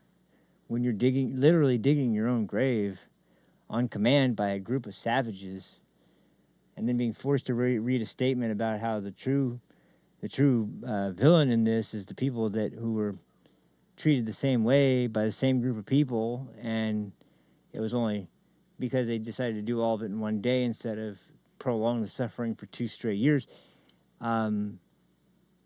And much like we've seen, it's so depressing to talk about. So we'll get into the rest of this depressing stuff just for a little bit longer, and then we'll get into some of the more real honorable and hopeful messages based on some of the reactions that were more grounded in reality and more cause to sort of be a little bit more determined to focus your attention and your effort at the people that deserve to be centered in this, because there are some sick people that have been able to get away with way too much for way too long. But anyway, let's. Well, Piers, it's not even that it's about his actual opinions. It's about the opinions that many thought leaders on the left purport that he has, which are complete lies. So look, I am in somewhat of a reconciliatory mode here. So I'd like to ask This Cenk, was really brilliant by Dave Rubin, by the way, actually. Put up about Charlie Kirk. They are on his channel right now, and let's see if Cenk believes that these are true. Charlie Kirk says prominent black women took white people's spots. Charlie Kirk boasts about his all-white basketball team. Charlie Kirk gives piggish advice to high school girls. Ex-employee exposes Charlie Kirk's grift.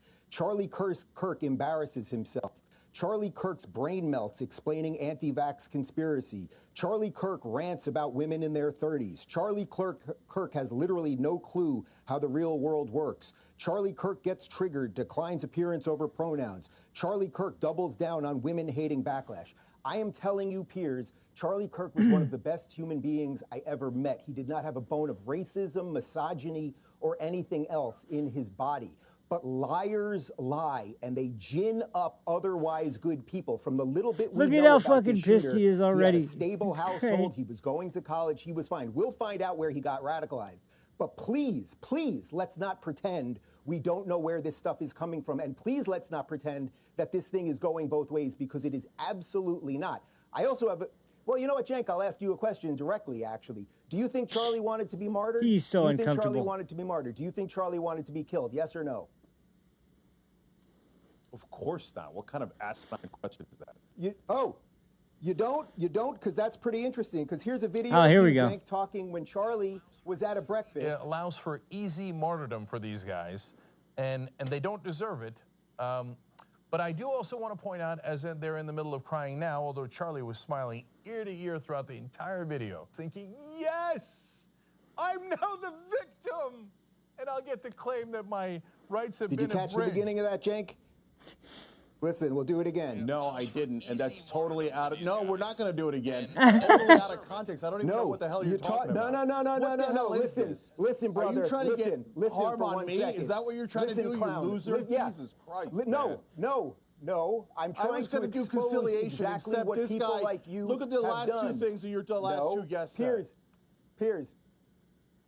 Jesus, no, man. what they You said guys are was, yes, unbearable. we should have reconciliation, but it is not without any contrition, right? It's not without a mea culpa. Charlie was accosted by Antifa at a breakfast in Philadelphia, and the video that I just played is you with a cartoon of him as Charlie Brown saying that he would love to be martyred so he could be the victim. Well, I guarantee you, his wife, who now doesn't have a so husband, funny, and his kids that's who don't not have what I fathers, said, and did not want him to be martyred. What you just played isn't what It's exactly what you said, brother. It's exactly what you just said what it was. Let's do it again. No, it isn't. Let's We do it just again. heard it. We just No, heard it it. isn't. It's not. All right, so It's not. no, Let's do it again. Cut this crap out. No, we'll do it again. Piers, can we do talk it about again. reality? This is something he's going back to like 10 Here we years. go. I think And he's Cenk should be allowed to respond. perverting what I said there. And they don't deserve It allows for easy martyrdom for these guys, and they don't deserve it. That was when Antifa was going after him at a breakfast in Okay, so Philadelphia. let's let Cenk respond to that. No, that was about words, you moron. Okay, Jesus Christ. Yeah, the man. words that you All always right, use so to just like fascist now and let's Nazi go to and reality, okay? Shut up. There's a massive loss here on a human level of a very bright, successful young man. I did cut who, these up a like little you bit, said, obviously. He didn't smoke, he didn't take drugs, he didn't, he wasn't a party guy. He was committed to his beliefs, and he was committed to, spreading the word of his beliefs, but also allowing people to debate with him about those beliefs. That's what a democratic society should be about. And yet here he is now, dead at 31, because somebody was incapable of listening to his beliefs without wanting to kill him. Yeah, Piers, look, this is a guy, I don't talk about it that often. I happen to be gay. It's not a big deal. I've been married for over 10 years, and I've sat with Charlie and my husband and his wife and talked about marriage and talk about the differences Real quick, there and all of... Isn't that amazing that he's gay? And how did he possibly survive an encounter with this radical right-winger, Charlie Kirk, who is so evil that, he needs to be assassinated immediately because of all the hate he's spewing.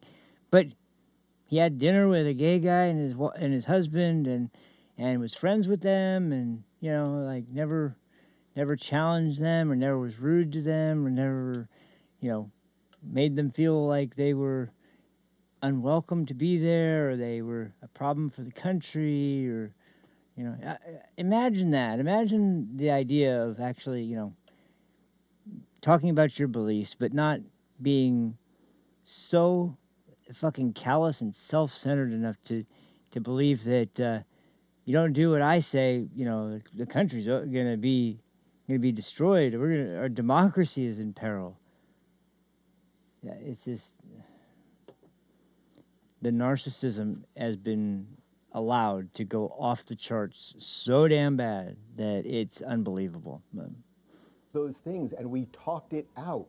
That's what Charlie was great at. I do have to say, though, on the political side of this, for where this conversation has got heated, it seems to me that everyone agrees that Donald Trump is not Hitler and his supporters are not Nazis. I don't know. With It looks that like in Cenk mind, probably. I'd like to read some other headlines. These are video titles from Cenk's channel. And if, in the spirit of reconciliation, maybe he wants to delete these things. Trump no, he doesn't want to delete any of these Trump things. Spreading Nazi propaganda. Nazis encouraged by Trump's Charlottesville response. Trump defends Nazis, very fine people. That is the biggest political hoax ever. That one is Trump retweets incredible. a neo-Nazi again. Trump disappoints neo-Nazi supporters. So these things don't come out of nowhere. I only blame one person at the end of the day for these murders, which is the crazy person who does the murders. But pretending that what is wildly asymmetrical, I think I have laid that out with evidence here, pretending that it's symmetrical is deeply, deeply dangerous. Piers, you know this because we've discussed it on my show. Even on your show, you have found it way more difficult to find rational, decent people on the left who will explain themselves thoughtfully and calmly and everything else, while the panoply of people you get on the right, who shouldn't even be on the right, I would say certainly someone like me, I don't know exactly where Batya considers herself, but people with a variance of political opinions that now broadly are part of the MAGA thing is because of what I just read you, the endless hysteria of the left that has ginned up people to do crazy things. It's not to say you can't say the worst things. You want to say the worst things, Donald Trump's a Nazi. It's so tough to say. You want to say that, go ahead and say it. It falls on the person who pulls the trigger. But if we're all sitting here saying, yeah, it's not true that Donald Trump's a Nazi and it's not true that his supporters are Nazis and he's not Hitler and all of those things, well,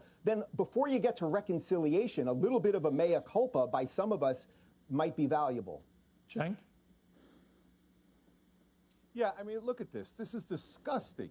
So this guy pretending to do conciliation, and Hold I'm on. be conciliatory to it. There really is this sort of arrogance that has come out too that's been so obvious, and this is it. Like this idea that that against all presented evidence, against anything that's shown to people like this, you can try to make a point that is concise and logical and explain it with all the reasoning in the world, and it's just outrage. You just get outrage in return, and the idea, well, that's outrage. This is just ridiculous. Oh, this is preposterous. Why? Answer that simple question. Why is it bad? Why is it wrong? Why is it preposterous? Because I heard a case laid out. I didn't hear accusation. I heard a proposition and then an explanation and then a conclusion. And that's what I hear from people on the center and on the right. But on the left, I always just hear conclusion backed up with accusatory statements of, well, if you don't believe that, then you just must be anti this, or you must be a science denier, or this. Like, it's always accusatory statements, shaming of your political opponents, and just authoritative statements based on nothing.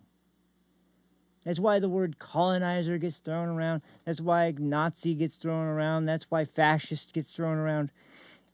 Those words used to be words that you saved for people who were absolutely, the biggest threats, the worst of the worst, the absolute biggest issues that we possibly would face were people that were truly those that fit in those categories.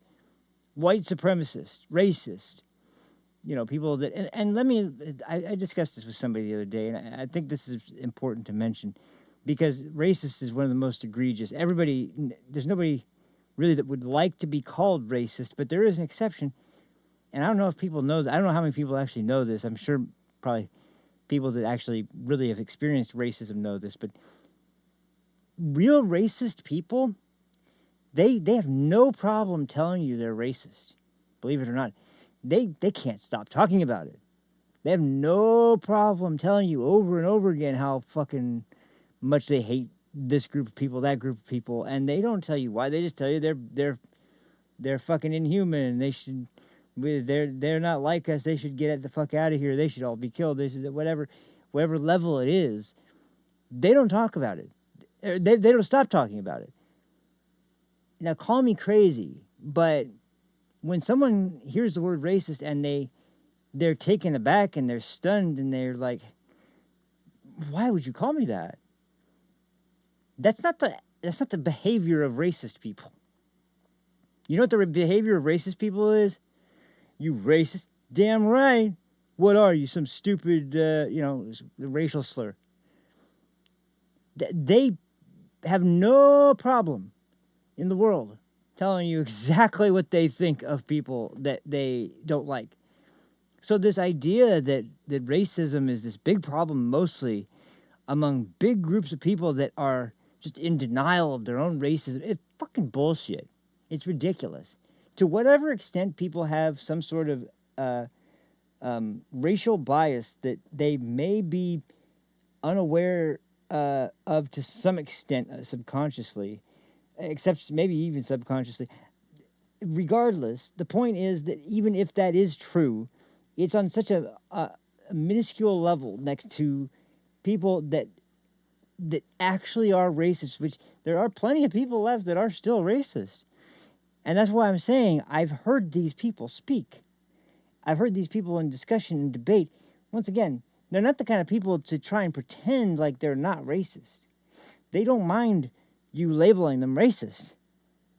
And that's why this whole thing has been completely just twisted and turned on its head to the point that it means next to nothing, and all you do is just inflame a group of people that you want to gain favor with or something. Like when it comes to Democrats, it's like voters. People they think will vote for them if they accuse the other side of being totally racist. And the other big irony is that like this. When it comes down to atrocities, it doesn't. No party is is going to be the one that holds holds the what would you call it? Like holds the ability only to be these big big racists or big fascists or big whatever. There's been people that are extreme on the right. There's been people that are extreme on the left, but there's only one group that is completely and totally accusatory constantly of these things, and one group that takes it on the chin, that tries to be like to deal with it in a way that's dignified and that's honest and that's attempting to do it in a way that is not going to be inflammatory or whatever. And I have to say that would be fine if we weren't at the place we are at now, where we had our president just almost killed 3 times, 3 assassination attempts, 2 of which were widely reported on, 1 of which was incident. It's a little fuzzy, but there's pretty much been confirmation there was a 3rd assassination plot, at least, that never really got to the point of being national news or anything. But the point is that they're more than happy to try and get rid of this guy, because why? They've been told if he's president again, the democracy is over. We're never going to have another election. They're going to round up everybody and put them in concentration camps. Where are the concentration camps, by the way? I've been hearing from some people that are so delusional, they actually think there are some, and I'm kind of curious where they are because I haven't seen them. I haven't seen photos from them. I haven't seen anything. And if you remember when they opened the border up under the last administration with the lunatics that fucking decided that this country was their little playground, there were senators that were so outraged that they were letting anybody into the country that wanted to be in. They decided, hey, we're going to go down to the border and see what's going on. And you know what they did? They found a bunch of tents. They found a bunch of closed facilities. They weren't supposed to be in. Nobody's supposed to be in here. You can't come in here. And people, got to give them credit sometimes. Ted Cruz burst in one with his cell phone, and then they tried to hurry up and get him the hell out of there because you know what he saw? He saw kids laying on top of kids in blankets and with barely anything to keep them warm on the floor of a giant tent where they were locked in by plate glass or some sort of really thick acrylic plastic of some kind, and a locked door because they're afraid of COVID, but they wanted to let all these people into the country. Now, they were riddled with disease. They were riddled with child abuse. They were riddled with people that were in gangs, that were human traffickers, sex traffickers, drug traffickers, and they all were sleeping on top of each other in these places. And the fascists are the people that have these theoretical tents, these theoretical concentration camps that we've never seen, who send Kilmar Abrego Garcia, the Maryland man, back to his country of origin because he's not a legal resident. He was never a legal resident. He was ordered to return back to his home country, and the only reason he didn't get sent then was because he made a case that a rival gang was going to kill him.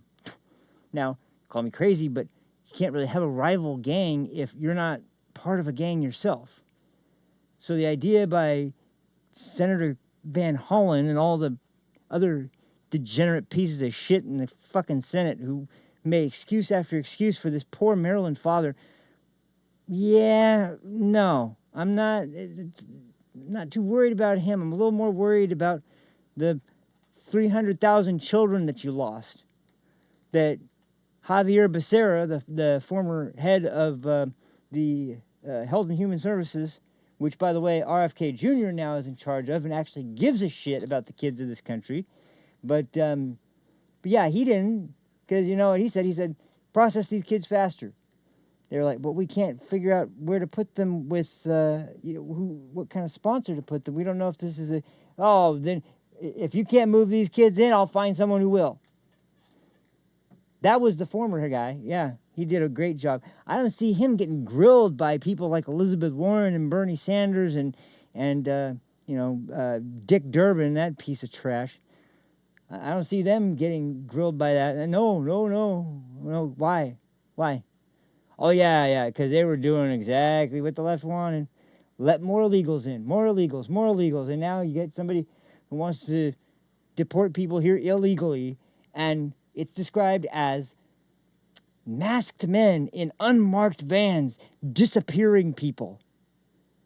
Fuck you. Seriously.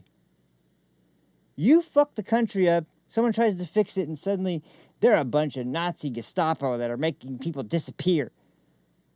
No, they're sending them back to their country of origin.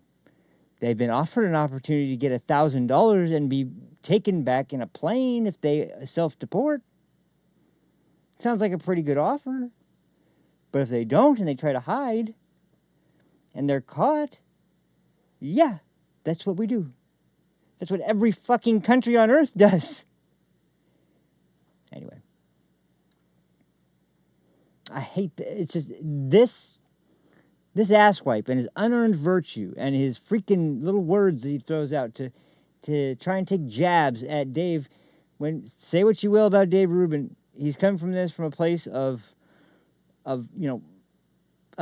pain and serious attempts to understand why and what is actually happening. And then when you see the reaction from a side that has done nothing but demonize everyone on the other side, year after year after year, for either things that are completely false or some things that they've decided to twist the facts on enough to make them sound so freaking different that, like, for example, the idea Trump called the military guys a bunch of, quote, suckers and losers. Total bullshit. Affirmed by several people that were with the military in the same. No, didn't happen. But you make people. You just tell people the same thing enough, like the Russia hoax, and people will believe something absurd. And that's what people like this piece of shit rely on. I'll just keep saying it, and people will believe it. And unfortunately, some people do. And then some people end up dead for it, and that's you want to talk about acceptable liabilities for your political cause. There's only one side that really seems to have a monopoly on that. That's not the right. Anyway. Towards Dave if I spoke first. But apparently that's not what he's doing at all. So what he's trying to do is get people angry in a misleading way against me. Are you trying to get those people your to be titles? violent? Are those the titles this of your is disgusting. videos? No. So no. Let me No. explain. Let me explain. Those are your titles. No, buddy. let me explain. You're asking me a goddamn question, so let me explain while you're trying to get people to do violence against me. You're disgusting. So those are 80% of those titles. I've never called Trump a Nazi. And those titles are about neo-Nazi reactions. So what do you want us to do? Not tell you what's actually happening? And so look, did Donald Trump side with neo-Nazis? Yes, he did say that. So in Charlottesville. So as we how about you handle this one instead of giving it to me? Piers, can I just talk? So this monster is trying to egg on violence. What did Donald Trump say after very fine people? And he won't even let me talk. I'm not talking about the neo-Nazis or the white supremacists who should be condemned completely. It's the biggest debunked conspiracy theory of all time. You're still pushing that now? You're still pushing the very fine people hoax now? I'm shocked even for you. Dave, no. Dave, shut up and let me answer your stupid question. So on that day, which now we're going back to that for no goddamn reason other than you're trying to get people angry at me for misleading things. I'm reading your titles. You should be angry at your titler. He did. Shut up and let me answer. Oh, God. The anger. So did he say there are 55 people on both sides? He did. So that's a fact. Now, who was he referring to? As we've explained on the Young Turks, he might have been referring to twisted logic people here. who were in favor of the Confederacy and came out there to support Confederate generals. I didn't find that to be any better. Those people were in favor of slavery. Those people lynched black people. So I'm not going to ever cheerlead for them, and I'm not ever going to shut Jake, up in the very next sentence, did he say, I'm not talking about the white supremacists or the neo-Nazis who should be condemned totally? Real quick, just as I move on to the next one, because this is ridiculous. I guess if you want to keep a statue up, you're in support of slavery, you support the Confederacy, you believe we should reinstitute slavery, and Donald Trump really said that quote was totally fine because he was, because statues equal slavery. So, but that's what we're talking about. It goes from being about actual real-life neo-Nazis and white supremacists who Trump condemned without any ambiguity whatsoever to now we're talking about people who wanted to keep up statues because he said there are fine people in that group of people that wanted to keep historical statues in place regardless of who the people are. Because we've heard this debate a million times, the left wants to destroy anything that refers to anything they disagree with.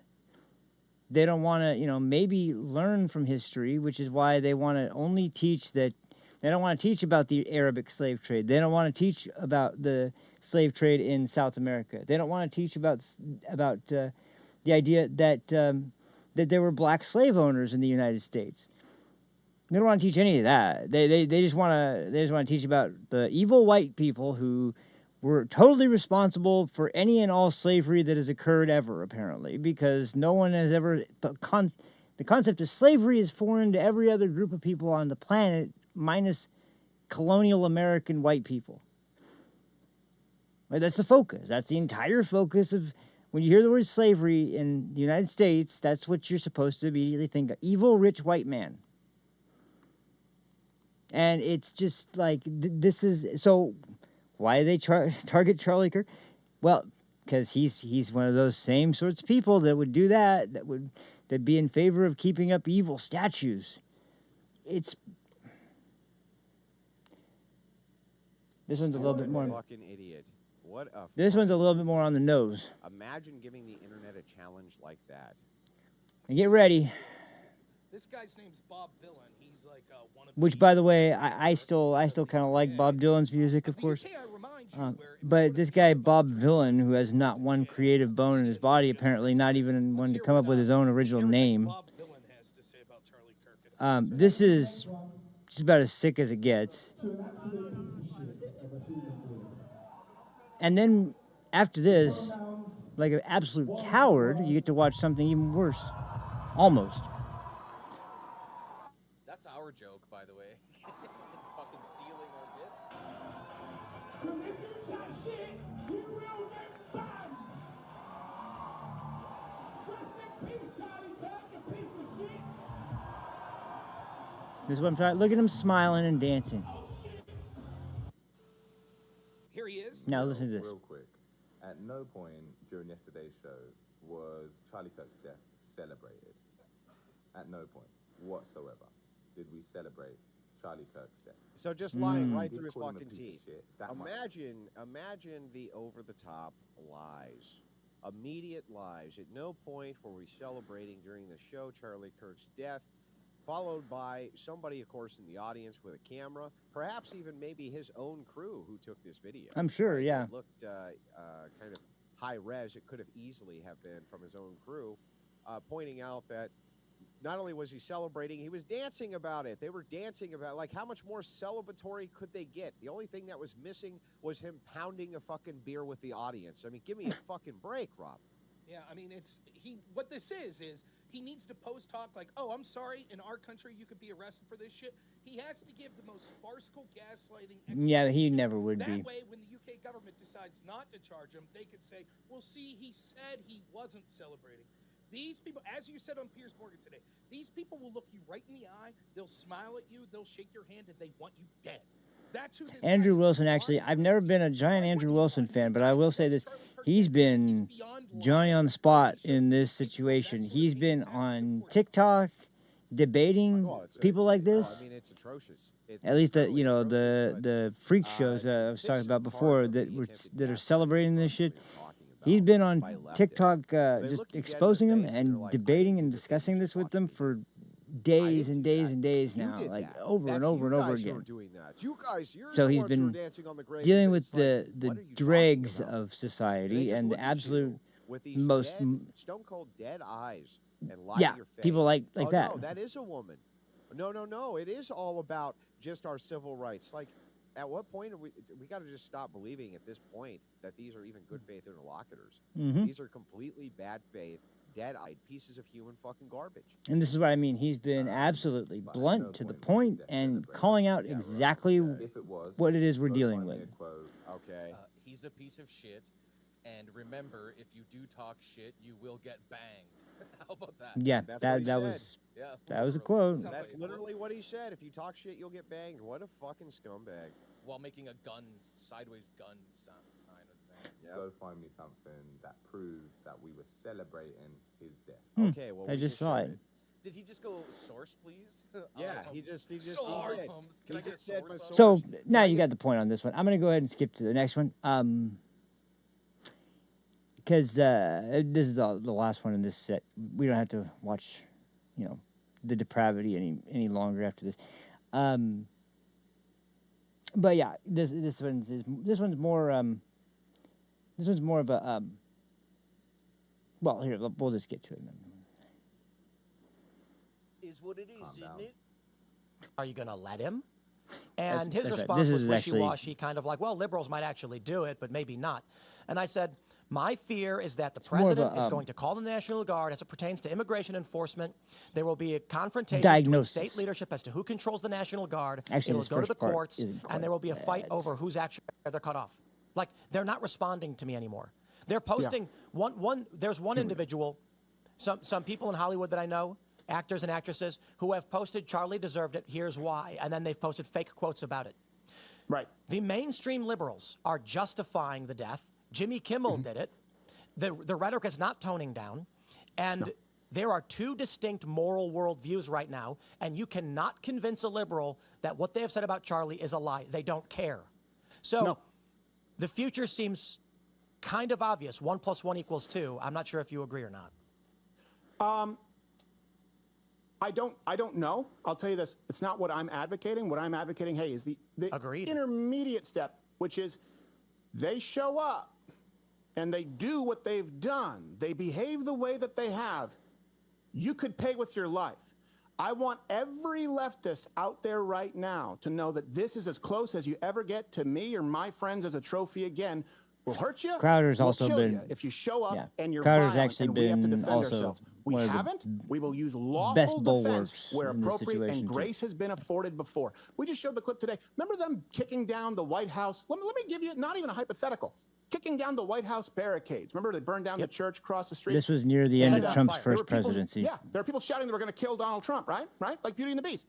And then they called him Bunker Don. Would anyone be upset if instead of a rubber bullet, one of them caught some real lead? I wouldn't. Because you said you were going to kill the president and you were kicking down barricades. Injuring police officers. Rubber bullets. That should stop. That should stop if you're saying you're going to kill the president. If someone is going out saying, hey, I am going to firebomb your car and coming up with a Molotov cocktail, guess what? You deal with it appropriately. So I am advocating right now the same reason that we advocate concealed carry. The left needs to fear ramifications. If they behave like us, the left, in other words, if you come to, whether it's a Change My Mind, a stand-up show, and you behave the way we behave, guess what? You'll be treated the way we are all treated. If you behave the way that conservatives never behave toward the left, which is unlawful, criminal, violent, let's start with this. Let's make it sting. Let's make it hurt. Let's make it known that they don't get off scot-free anymore. And here's the worst part, Tim. They're going to try and equivocate. It only comes from the left.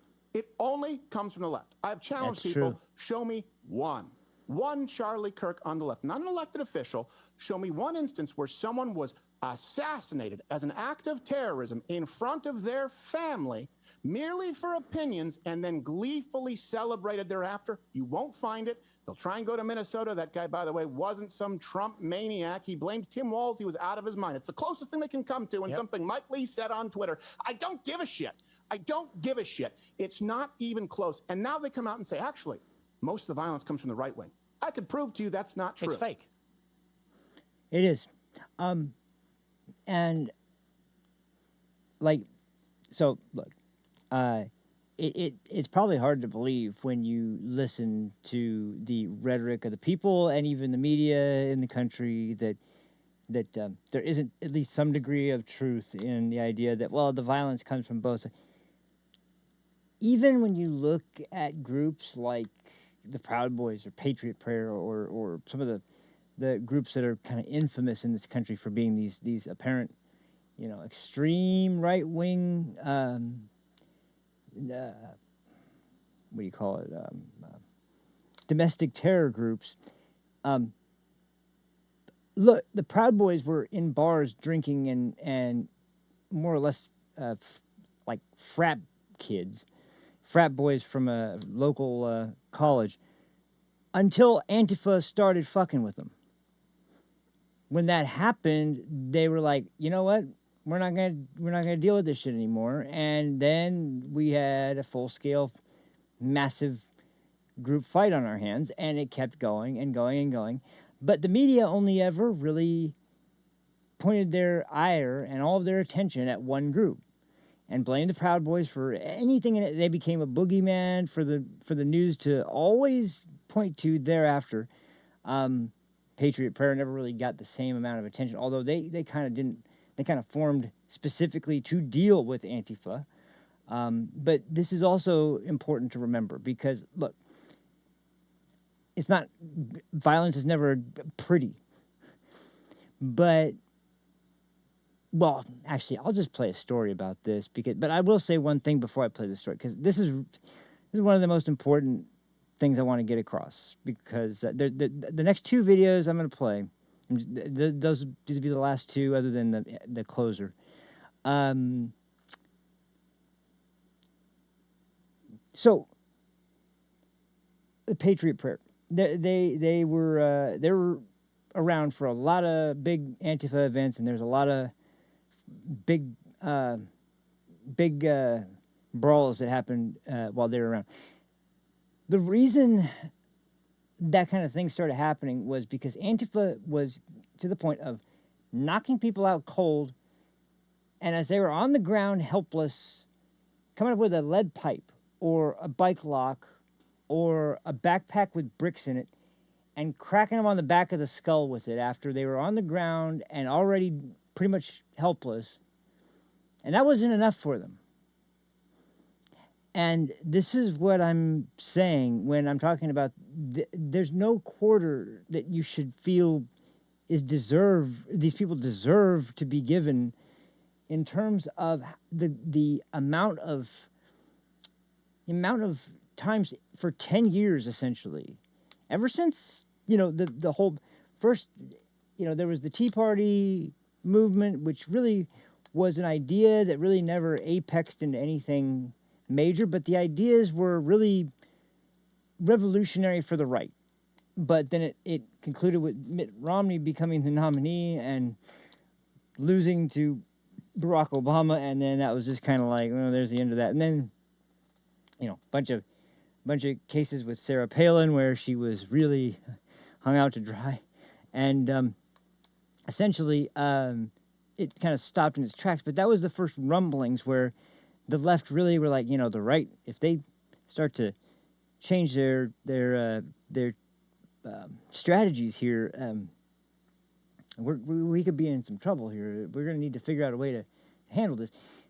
So, you didn't really hear much about groups like Antifa or anything until about that point, which was right at the ascension of Donald Trump and the 2016 election, when no one in the media nor most people on any kind of major platform that existed at the time really there was only like a handful of people like Ann Coulter was one of them, and very few people actually even really believed that Donald Trump was going to win. And Donald Trump's first election was the first middle finger to the establishment left that they'd ever seen, and they didn't know how to react, but they were furious. And they reacted, unfortunately, because of Trump's real.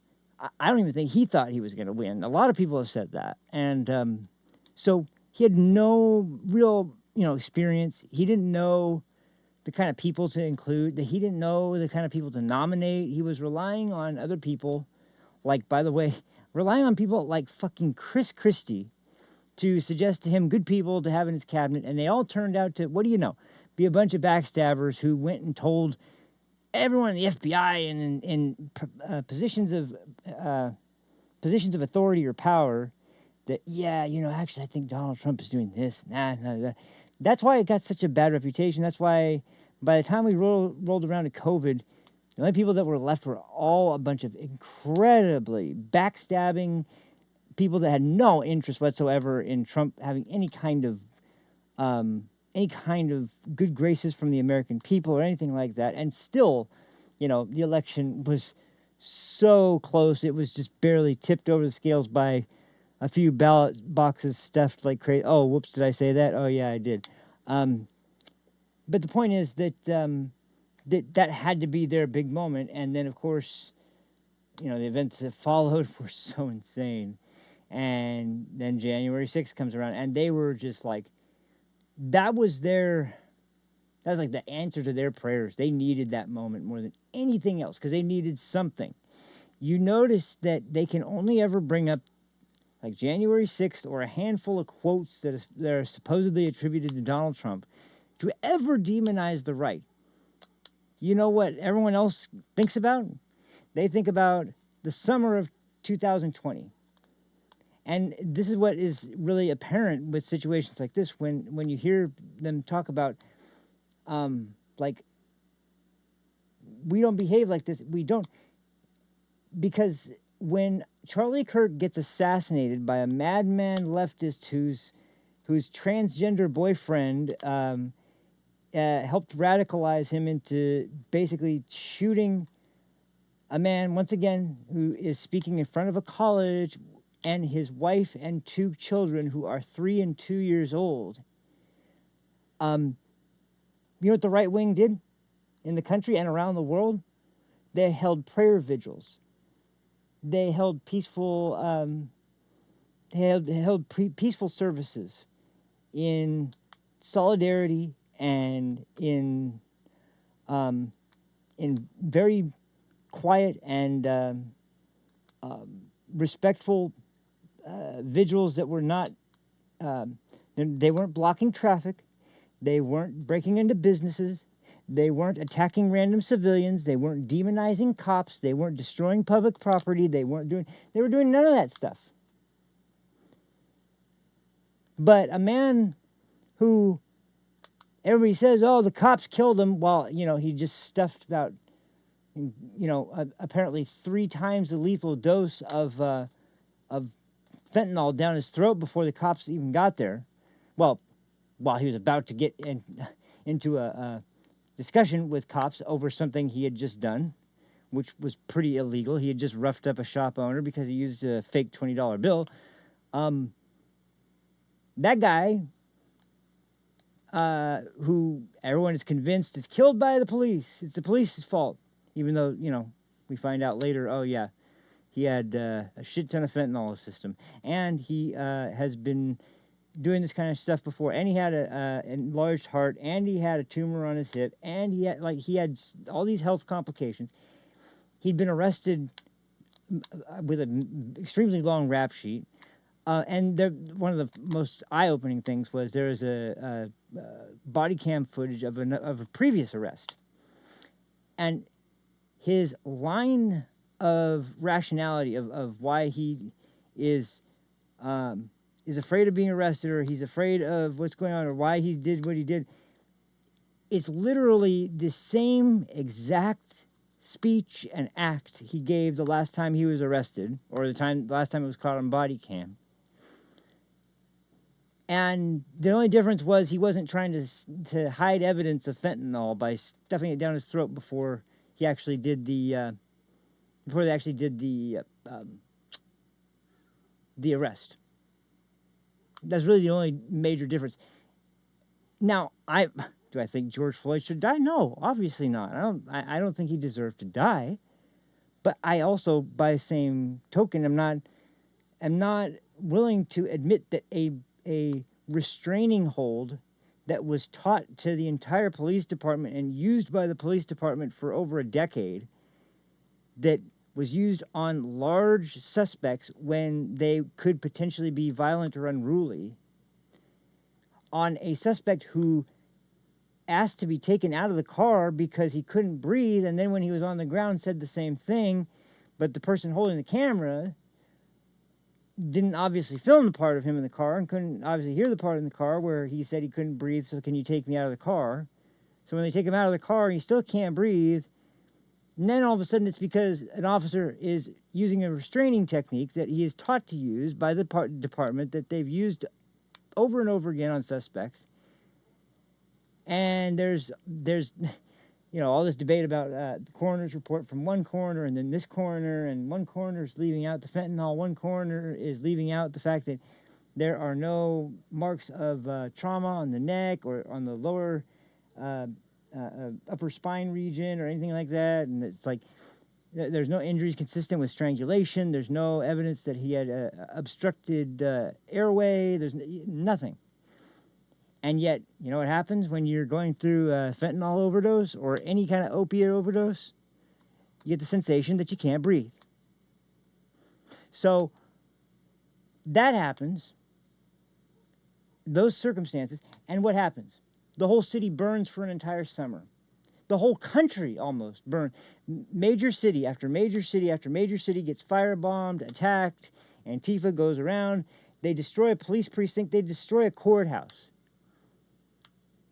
What happens when Charlie Kirk gets shot? Prayer vigils, celebration services. People all over the country and in countries around the world hold very large but peaceful groups that celebrate Charlie Kirk. And that's exactly what he's talking about. That's exactly the kind of grace that we're not afforded in any situation, and yet there's this argument that, oh, it's on both sides. Okay, where? Where is it on both sides? When were the right arguing to defund the police? Where were the right arguing that that you're going to be man, that we need to We need to dismantle the bail system. We need to completely redo criminal justice reform. It's all because of this thing that the leftists did. It's because of this thing the leftists did, and so we're going to attack any leftist that we see. That you won't hear it, you won't see it, you won't find it. And that's really, if you, no matter what side you're on, because I've seen so many people on the left recently who have watched this in horror and come out, and I applaud these people, with everything that I could possibly, every good thing I could possibly say, because it takes a lot of fucking guts to be able to look at the party that you believed in and that you thought was doing the right thing, and look at them and realize, oh my God, what are they doing? And come out and say it. It takes a hell of a lot of guts, and it takes a hell of a lot of integrity. It takes the kind of thing that these people don't have. They don't have the ability to have an introspective look at them or their party or anything like that and say, geez, maybe we could have done better. They can't even ask themselves that. They maybe will, in passing, say, has the left done things wrong? Sure. But, and there's always a but there, because they can't let them, you can't let them get away with anything at all that they're not going to be able to say, well, but, caveat, it's because of this, it's because of that. It's also on the right. It's this, it's that. There's always some sort of asterisk they have to put on there to make sure that, well, it's not, even though this is true, it's not as bad as you're making it sound. No, it is. It's as bad as we're making it sound, because it's happened over and over and over again. And there's never a time where the right, who are supposedly crazy gun owners that are all a bunch of morons and they're Bible-thumping crazy lunatics that have no, they're not even intellectual enough to have an honest discussion. And yet, they're the only ones willing to have the discussion. They're the only ones talking about responsible citizenship, responsible gun ownership, responsible speech. And the left is coming up with excuse after excuse after excuse, hiding information, hiding knowledge, and just hoping that they muffled out, because why Jimmy Kimmel even said that the things he said that were fucking sick enough to get him fired, because he still believes the media is the same media that it was in 1990. He doesn't recognize that his show gets less viewers than the average, like not me, unfortunately, but the average, live stream gets on the social media platforms in one evening, or in about 2 hours, 3 hours. Speaking about 3 hours, I'm hitting the 3 hour mark right now, so I better get to this. But that's what I mean. It's insane to me that after all there's not one bit of evidence that can be pulled or shown, or no one can bring anything up that disproves anything that's been said. And yet the narrative continues. And it's going to continue until somebody actually wakes these people up to the fact. That's why Stephen's saying they have to be afraid.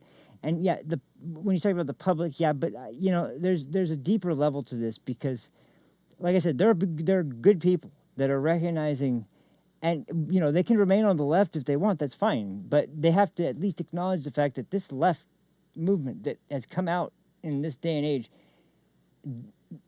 they don't stand for what the liberal party has stood for in Western countries for, at any point in the history of the West that we regard as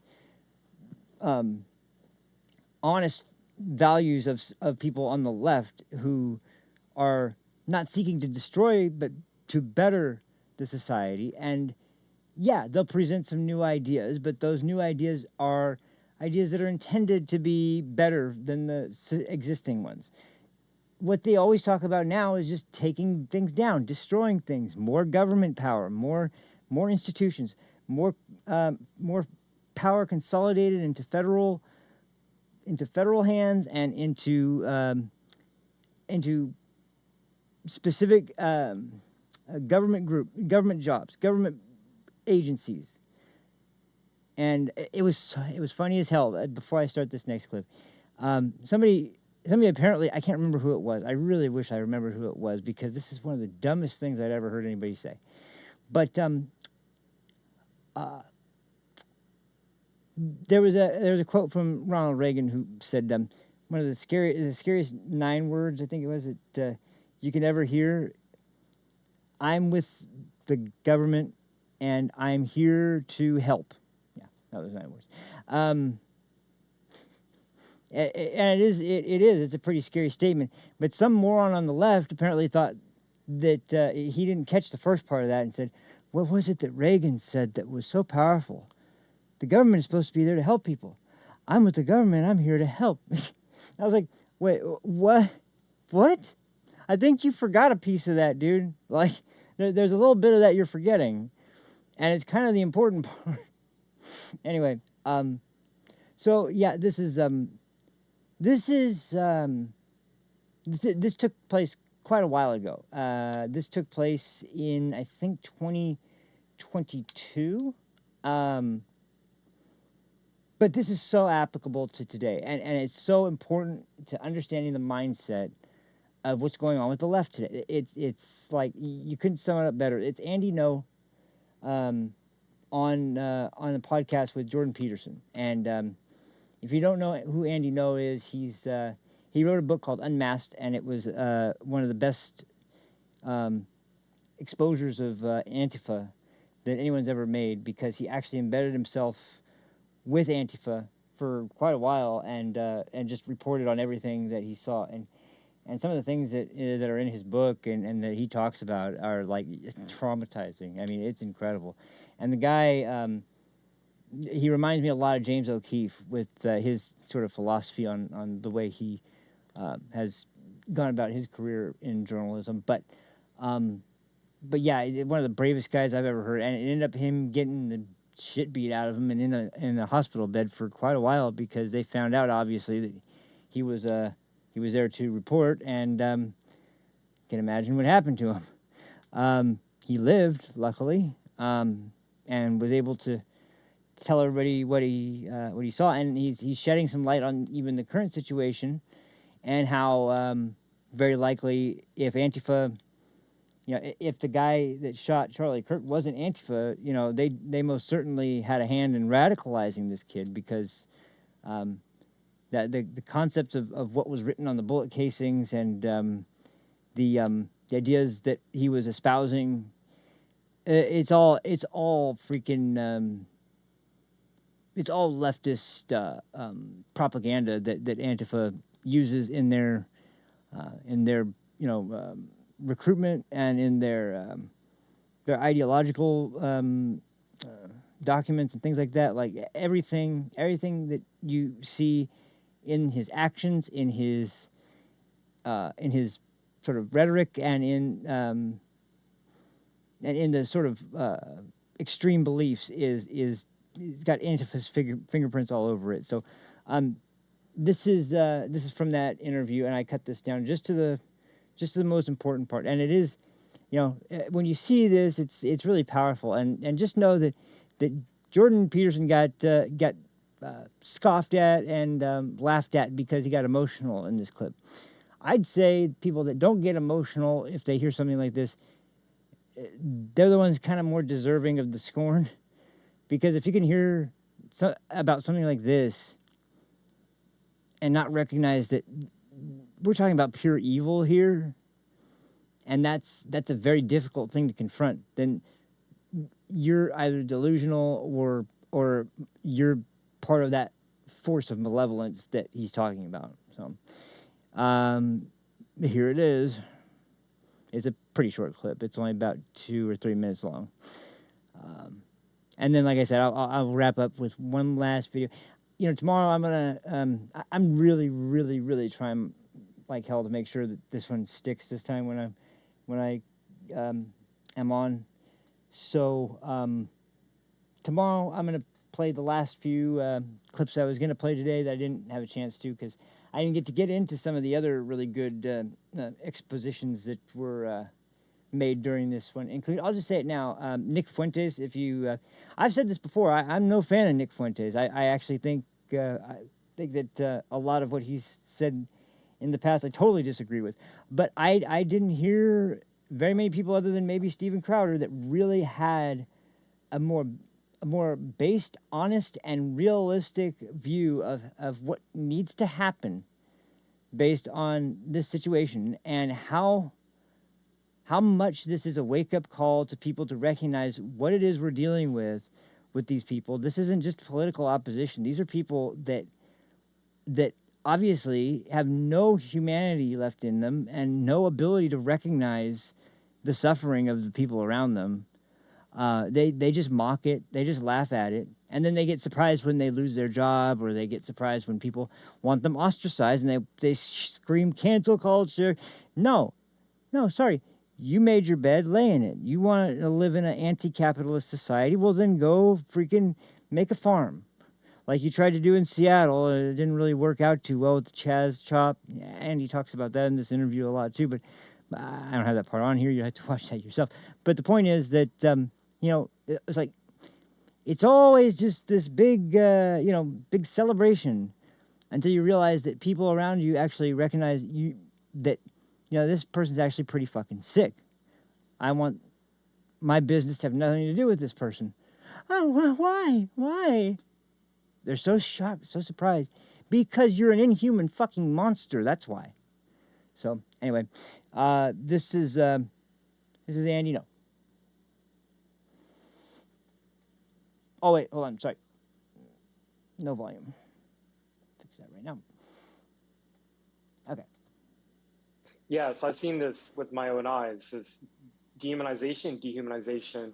One of the really shocking things I witnessed last year at the beginning of the riots, I was undercover. So again, I couldn't intervene, because if I did, it would potentially blow my cover and I could get seriously injured or killed. But this was at the end of May, days after George Floyd had died and the rioting had not at that point spread outside of Minneapolis. There was a man that was targeted by the mob. He was accused of being right-wing. Whatever accusation is true or false, I don't know. But he was beaten up. They got him on the ground, and then one of them, with glee, rushed at his head and kicked his teeth in. And you could actually see the teeth on the ground. And what do you mean what do you mean by with glee? Why that phrase? The crowd around him celebrated that act, was calling this person a fascist, and was happy that he was crying. And how could you tell they were happy? What exactly were they doing? They had smiles on their faces as they were looking at this bleeding person on the ground.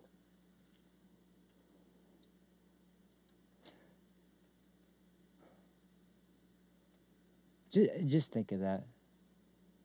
That's all I'm gonna say. Just really take that in, and then listen to Jordan after that, because this is just. Yeah, well, it's hard to see. It's hard to see exactly what moral claim would justify that smile. So, what do you think's really going on there? Just out of curiosity, you watched it right up close. So, what are those people celebrating? Like, what is it in them that's responding to that? Well, you said with glee. That's a very specific word. So, what is it that they're celebrating, as far as you can tell? They think that a fascist or a racist got the violence against him that he deserved. Yeah, but I don't believe that. I don't believe that's what they're celebrating, because I don't think they're that good.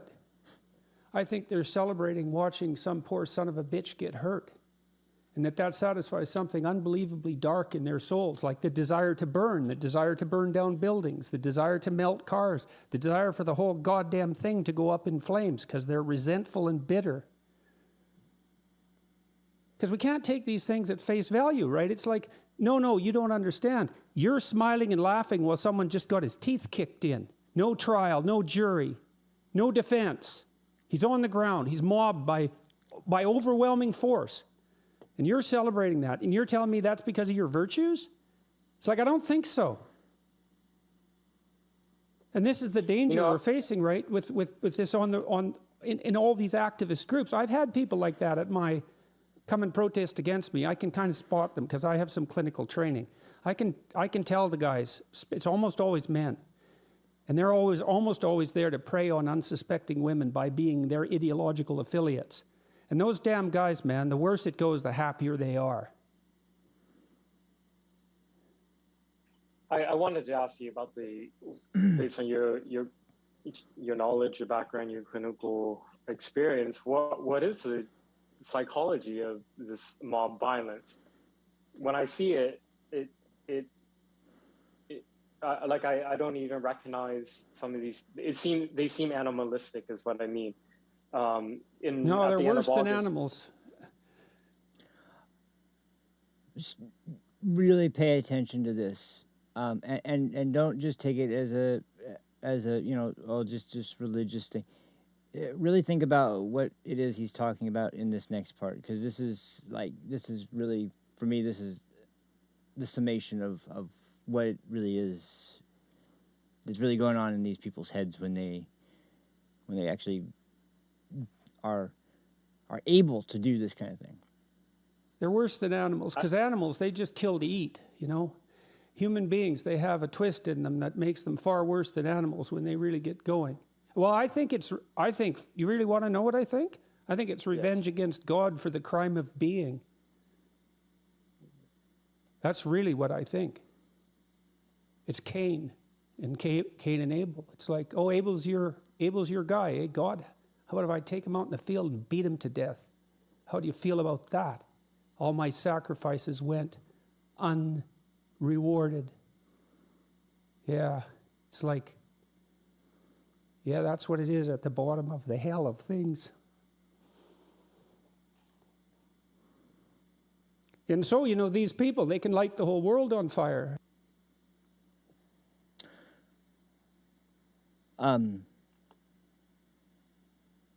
That's, because, it'd be mocked for that. What's going through his mind in that moment is Nazis in concentration camps. Mao Zedong and the what was it called? The Great. What was the Chinese? The freaking. The communist takeover in China. It was a great restoration or something like that, where most of the population of China was starved to death, and if they tried to even keep anything to sustain them or their family, they're beaten to death with the butt of a rifle. That's what's going through his head. So when people watch that and they just act like, oh, he's crying because of Cain and Abel's, that story is like, no, he's crying because he's thought the idea through about what leads people to do things that you look back in history and you wonder, how the hell did it get so bad that people got to the point where they thought that it was good to do this?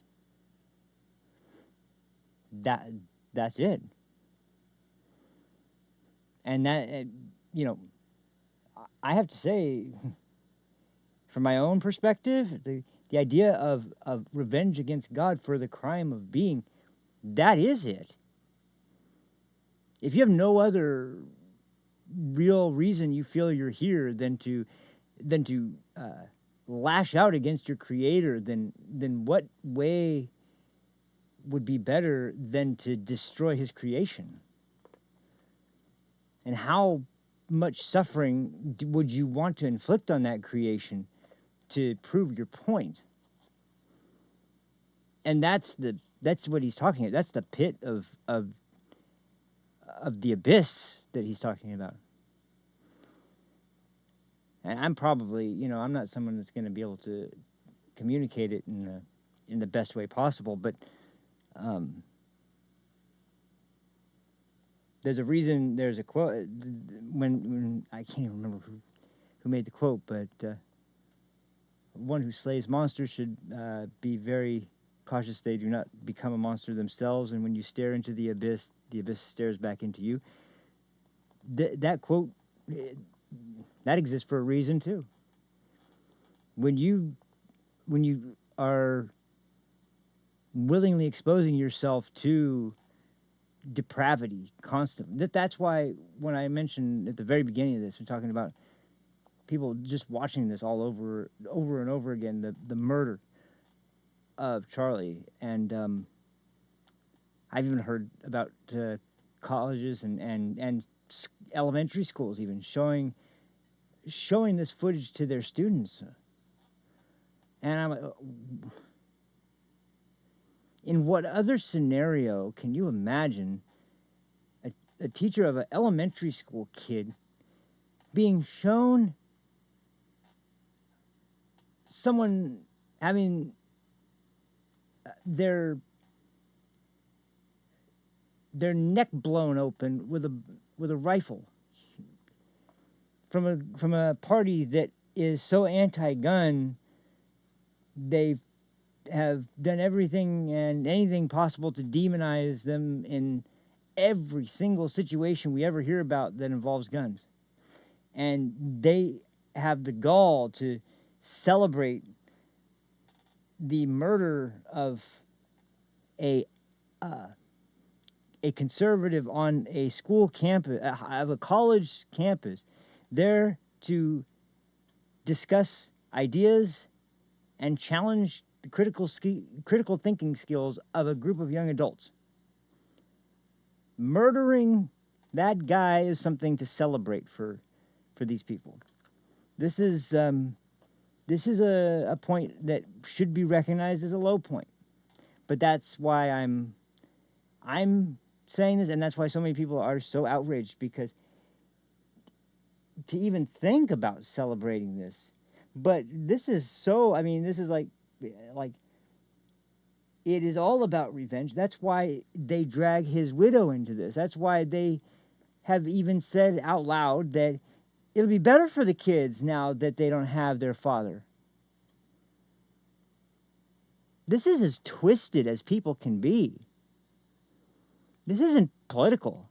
That's just how we're defining the people, because that's how they identify themselves. It could be just as easily any other group, but the point is that whatever you want to call them, it's an ideology that's clearly been driven to believe certain ideas about their ideological political opponents, so much so, and to feel so threatened by them, that they not only celebrate his death, but they insult his wife, and they state that his children are going to have a better life without him in it. There's not much you could say that would be worse than, I don't even know if there's anything worse you could say, especially after, she came out and did her best to keep her composure and say a few words to state what she believed and what she wanted to see happen with a massive organization that he had built since he was 18 years old.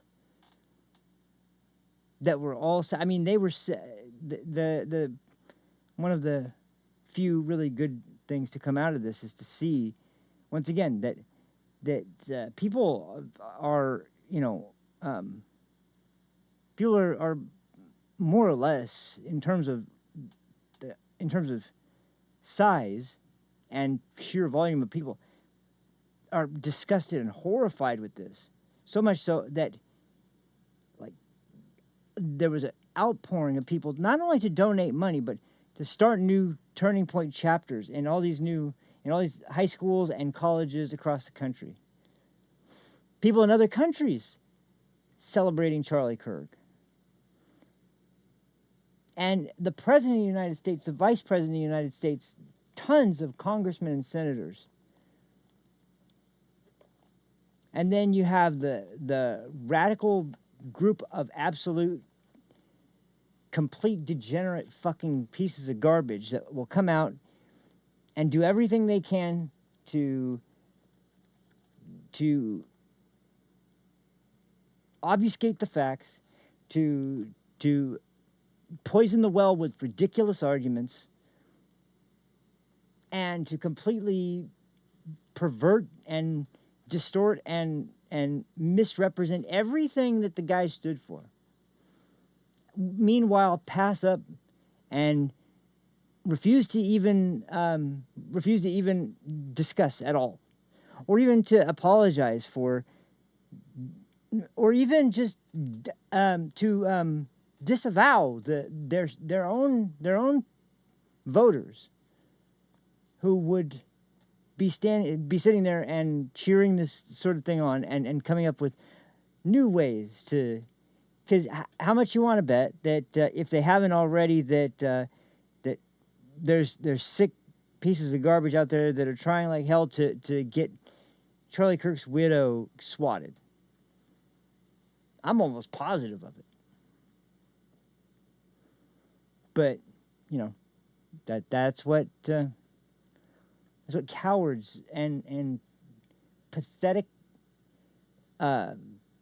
absolutely deficient creatures these things are that we're, because I can't even, I refuse to think of them as fellow human beings.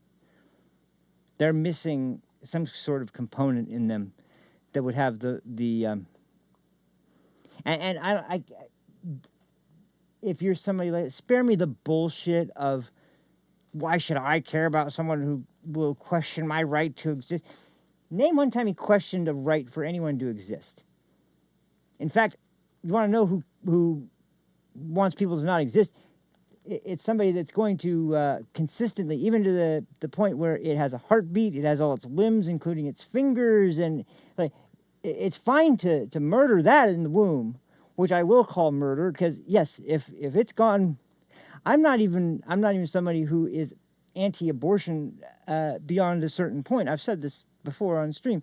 I think that it's reasonable to suggest that a heartbeat bill or something like a 6, 8, 10 week permissive period on abortion. I think that's reasonable, but I think after a certain point, early on in the pregnancy, there's enough time has gone by to where you should be pretty damn certain already by that point whether or not you know that you can handle the responsibility of being a parent.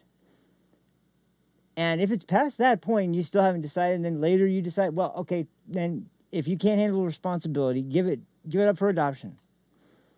There's other methods than killing a child by dismembering it in the fucking womb that we can deal with these things. And don't even get me started, because like you can try and make yourself feel better by calling it a zygote or a fetus all you want. But, it's the same thing with the clump of cells argument. What do you think you are? You think you're not just a clump of cells? You think everything on this planet's not just a clump of cells? Like, the clumps of cells is what makes the universe, makes up the universe. But it's just a clump of cells. So we can kill it. We can dismember it and crush its skull and... sorry. Anyway,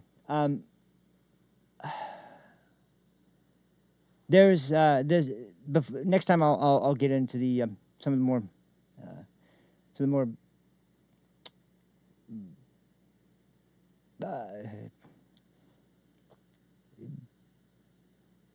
the people with some of the ideas that sound like logical steps in the right direction, and some of the more rewarding interactions with some kind of sicko people that I was able to capture, and some people that are able to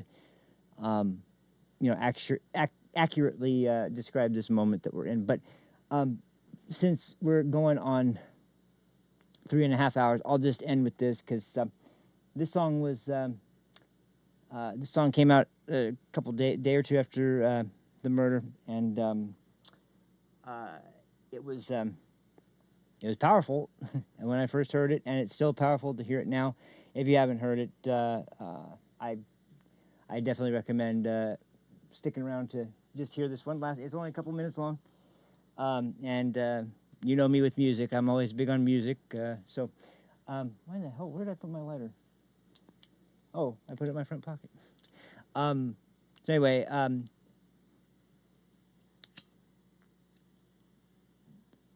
it just is. I just feel it's appropriate to sort of end this show with a song that is about the man himself that we lost. So, and this guy, you know, I haven't really talked about this before, but I mean, I like pretty much anything. I like metal. I like country. I like hip hop. I like reggae. I like ska. I like punk rock. I like almost everything. Maybe not everything in those genres, but I like something at least from just about every genre. And when it comes to hip hop, there's a lot of really good older hip hop that in particular. I mean, I really like Mac 10. I really like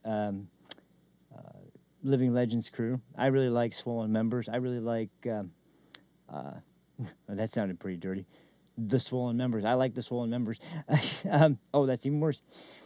But yeah, and I like DMX. But there was a kind of a lull period for a while until the sort of YouTube electronic music revolution kind of came along, and there's a ton of creativity that exploded on the sort of social media world in regards to hip hop as well, and that's where this guy really caught my attention. Seems to have caught a lot of people's attention, even though I know he's been involved in music for much longer. But he's really, especially under the Trump years, has really started to make a name for himself with the sort of blunt messages that he puts out. And it's a really good counterweight, I think, to the sort of, I guess it would be categorized as gangster rap kind of culture, where the glorification of anything and everything that is going to be destructive to someone or their community. It's the exact opposite of that. So and there's a lot of great artists that are the same on the modern social media platforms, and it seems like a lot of because a lot of the more mainstream hip hop today is just like what the producer decided was going to sell the most. So here, just do this. I don't know how the industry works, but it just seems like that. When I've heard, certain producers speak to certain artists, it's like it's not about it's not about their vision. It's about selling copies and making the most amount of money. So, so when I hear something really really creatively good, it's a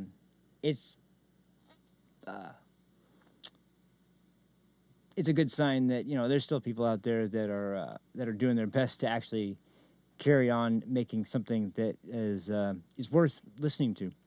So and this is definitely one of those guys. And this song is just I know he must have written this very, very quickly, but it sums this situation up perfect. So we'll just end it with this, and then I'll go ahead and close this out. This is Tom McDonald with Charlie.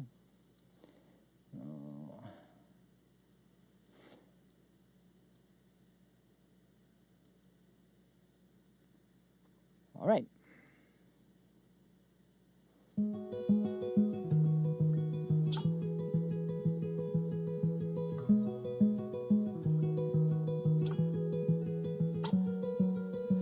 Shot down and he was barely 31.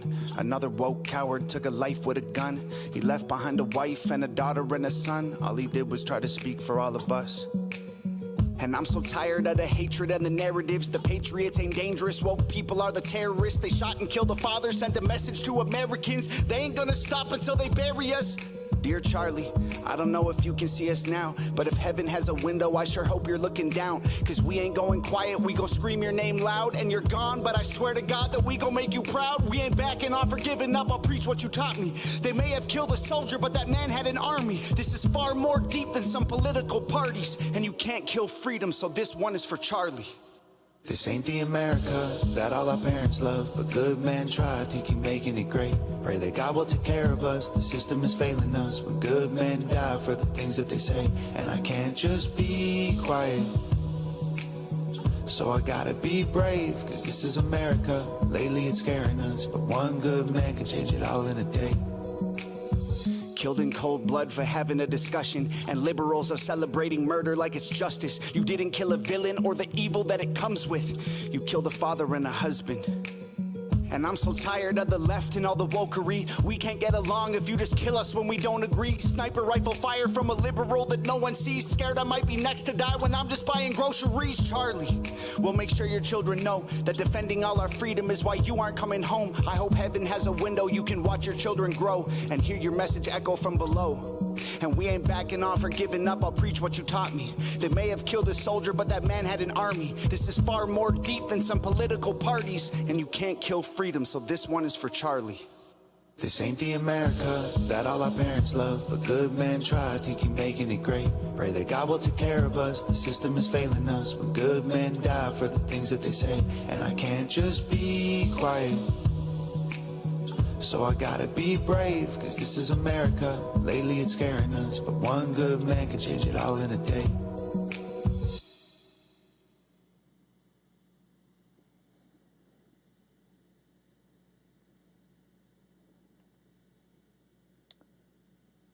Thanks for sticking around with me. If you guys are here, went 3.5 hours today, but feels good to be back. And like I said, I really, I'm really going to do my best to be back to a actually regular schedule again. I'm going to do the best that I can. So, once again, thank you guys for being with me today. I'll see you guys in the next one. Till then, have a good one. Take care of yourselves, and I'll talk to you then. Peace.